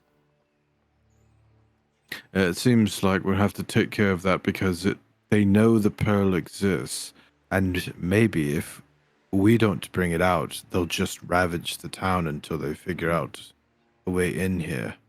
And what did you say that everything was saying that Lord Ichthys needed it for, like a ritual or He wrote, some sort of... Ichthys needs it as a focus to summon something. I cannot let him have it. So maybe if we just remove Lord Ichthys, then we can figure out if it's safe in here after or not.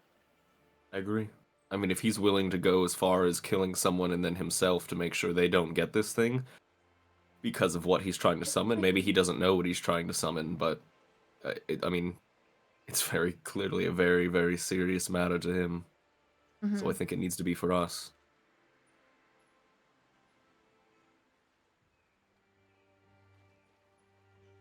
I mean, we can't let something like this fall into anyone's hands, let alone I this Lord Ichthys. don't really want to know what he's going to summon.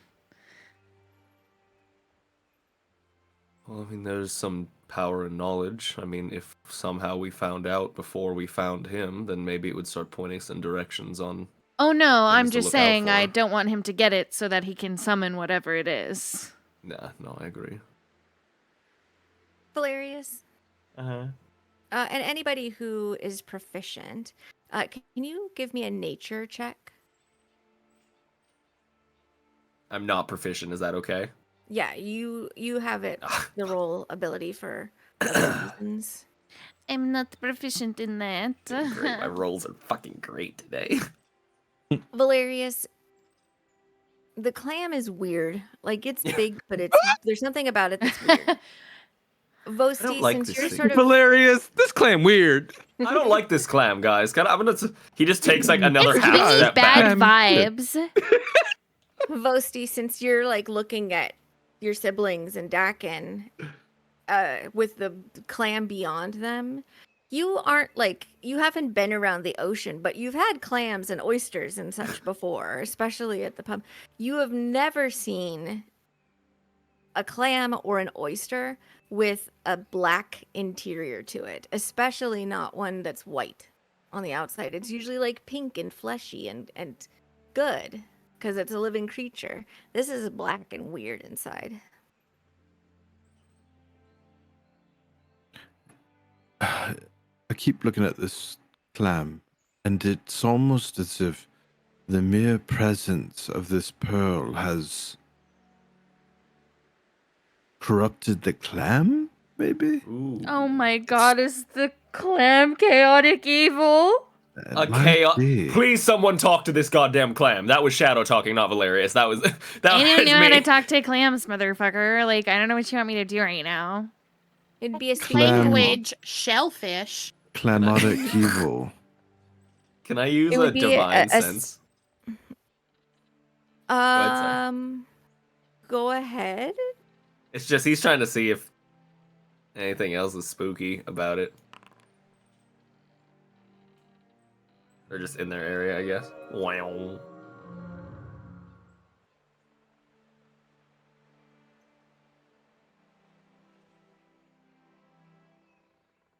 This is where we It find is out not- Dakin is undead.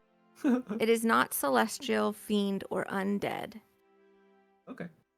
but Oh.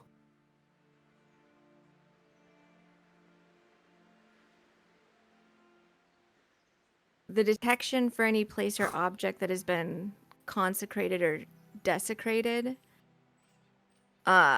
you sense corruption in this clam Ooh. because it is a creature, Yeah. so the pearl can attune to it. And clams, I don't know if you know this, don't have great wisdom. Yeah. So this thing is just literally most he was right. It's a An chaotic evil evil clam. Does it But look in like attuning to it, it became the wisest clam of all. yeah, it's super You know what? wise. It's good. It's got wisdom now a little bit, like just a little bit more. Big You to know- fail. Now it's only at a -2 instead of a -3. You know, Does the is the darkness or the blackness seeped out from the clam, like around it, or is it just Yeah. contained to its flesh? It's like right now it's kind of just like the inside. I don't know if it's the same as like within other things, but like the pearly parts of inside of a clam, like sort of the abalone looking stuff inside of a clam, that's all been blackened. But nothing like what it's sitting on, like the rocks that it's sitting on, or anything like that. Not in the last 2 or 3 days. Do we have to kill this thing? I don't know if we even. I don't know. I have a feeling. I have a really weird hunch that he put it there for a reason. Well, I don't know if. I don't know if he knew that that's what would happen. But like, what if this thing, when it isn't connected to something or tuned, that it like I'm afraid like what if this thing does things on its own when it isn't in something? Maybe I he's don't purposely think put it in a so. clam. Maybe, I don't know. I don't think so. Points My to thought the process pages. is- I'm just saying my thought process is maybe he put it in the clam because it's like, hey, yeah, he corrupted the clam, but it's a fucking clam. Like, what's it gonna do? maybe Walk he away? didn't. Maybe he didn't realize that would happen, and was Maybe. just in a rush to hide this.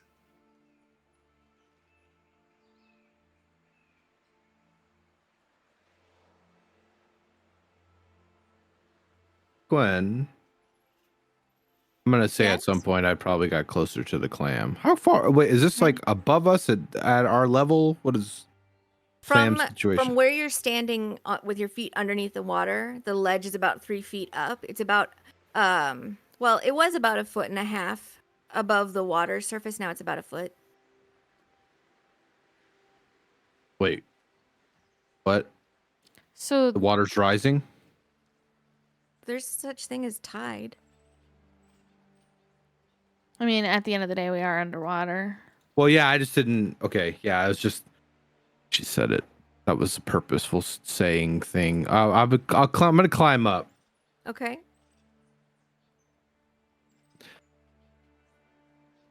Is it dumb if I want to touch not the pearl, but the clam? Is that Maybe we don't recommend. maybe? But like, should we kill it? I don't know. I think we just leave it.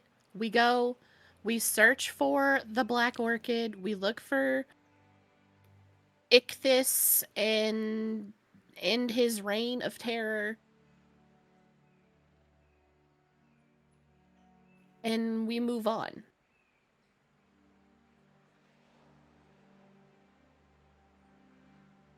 I just don't want this clam to. I don't know if it swims away or takes the pearl with it through the tunnel. Well, I don't know. Maybe we should just kill it.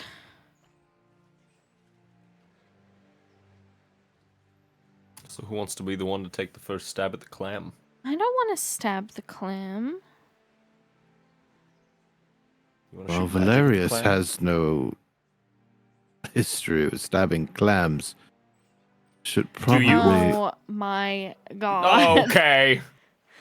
Oh my It just god. clicked. It just clicked. I mean, of course, it'd take him a little bit to get it, but Yes. Okay. Dakin and I were on the same page. I guess I could. okay. Let's enough masterfully berating your brother. Why is it always Should that we- me? Deal with this. He just like turns and looks to Very. They do always fuck with me. I don't. Why is it always me? I do. He's just She like mumbling to shrugs. himself. I am going to take out my hand axe. When did you put it away? Well, I have the big axe, but I'm also taking out the hand axe, like the Oh, the handheld little one. tiny one, yeah. Yeah. Don't ever talk to me. And my I'm son just ever gonna again. I'm gonna like hold it out in front of me, like I'm almost like stretching, and I'm just gonna like place it on the flesh of the clam and like slice, and then pull it back. Okay. Let me go ahead and ask some honest questions from everyone here. Okay. Okay. Is everybody watching Vosti do this? I mean, Climbing up the Val. rock? Yeah. Val is, but he's also looking around as far as he can see. But like he's keeping his head on a swivel. Dakin?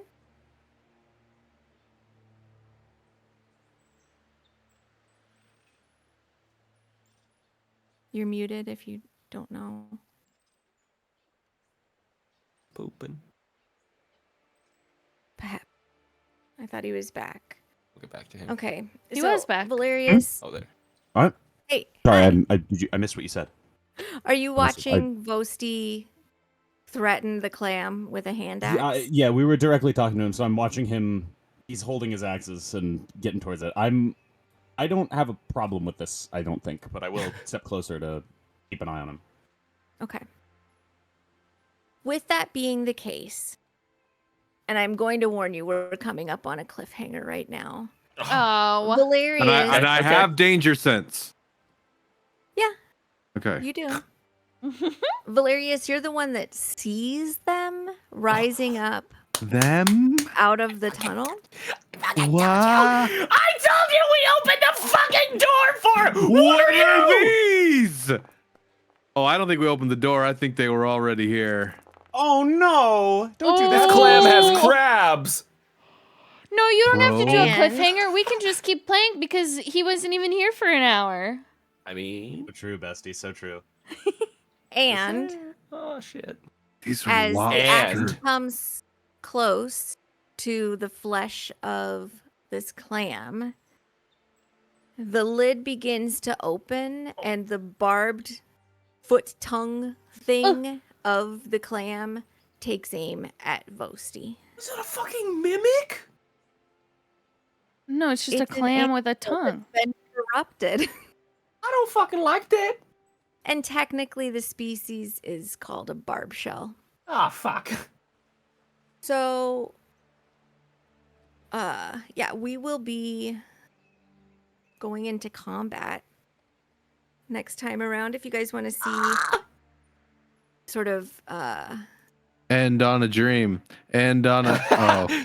Keep No, we're playing ending on a game. nightmare. Keep kind playing of like a game. dream.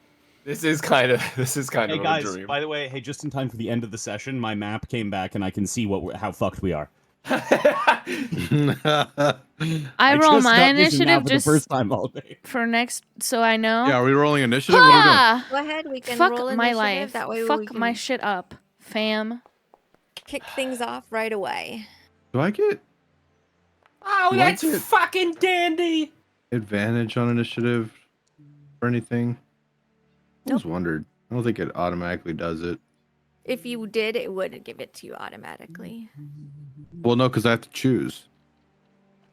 No, like Uh, there'd be like an effect on you, and your sheet would Yeah, take I it into don't. account. mm-hmm. Okay. Well, we will be picking up with this fight. Cross your fingers, it's a good one. Alara will be taking the first swing here as you battle the corrupted barb shell and 4 oceanic chul. I gotta just stop not preparing any fucking combat spells. Yeah. Yeah, You're- seriously. I only have so few. I only have so we're few, in and I the have to shit do stuff. now. I have to keep my buff spells. Can't get rid of those. You guys were able to, for quite some time, just, skate past and through a forest, riding on the back of a wagon and everything, and stuff was fine. And now you're in it. You hit the quest hub, so you're in it. That's all. Into the thick of it. All right, bye stream. Bye, stream. Thanks for watching. Bye, everyone. See ya. Happy holidays. Find you. Oh, Merry Watch us die Christmas. next week. Merry Christmas. Happy We are Hanukkah. playing next weekend. Happy Christmas. Merry Mhm. Merry New Crisis. Year. Nope, we're not there Merry I hope yet. Christmas. nobody Mahana falls on Kwanzaa. ice. Yeah. Okay, bye. Bye.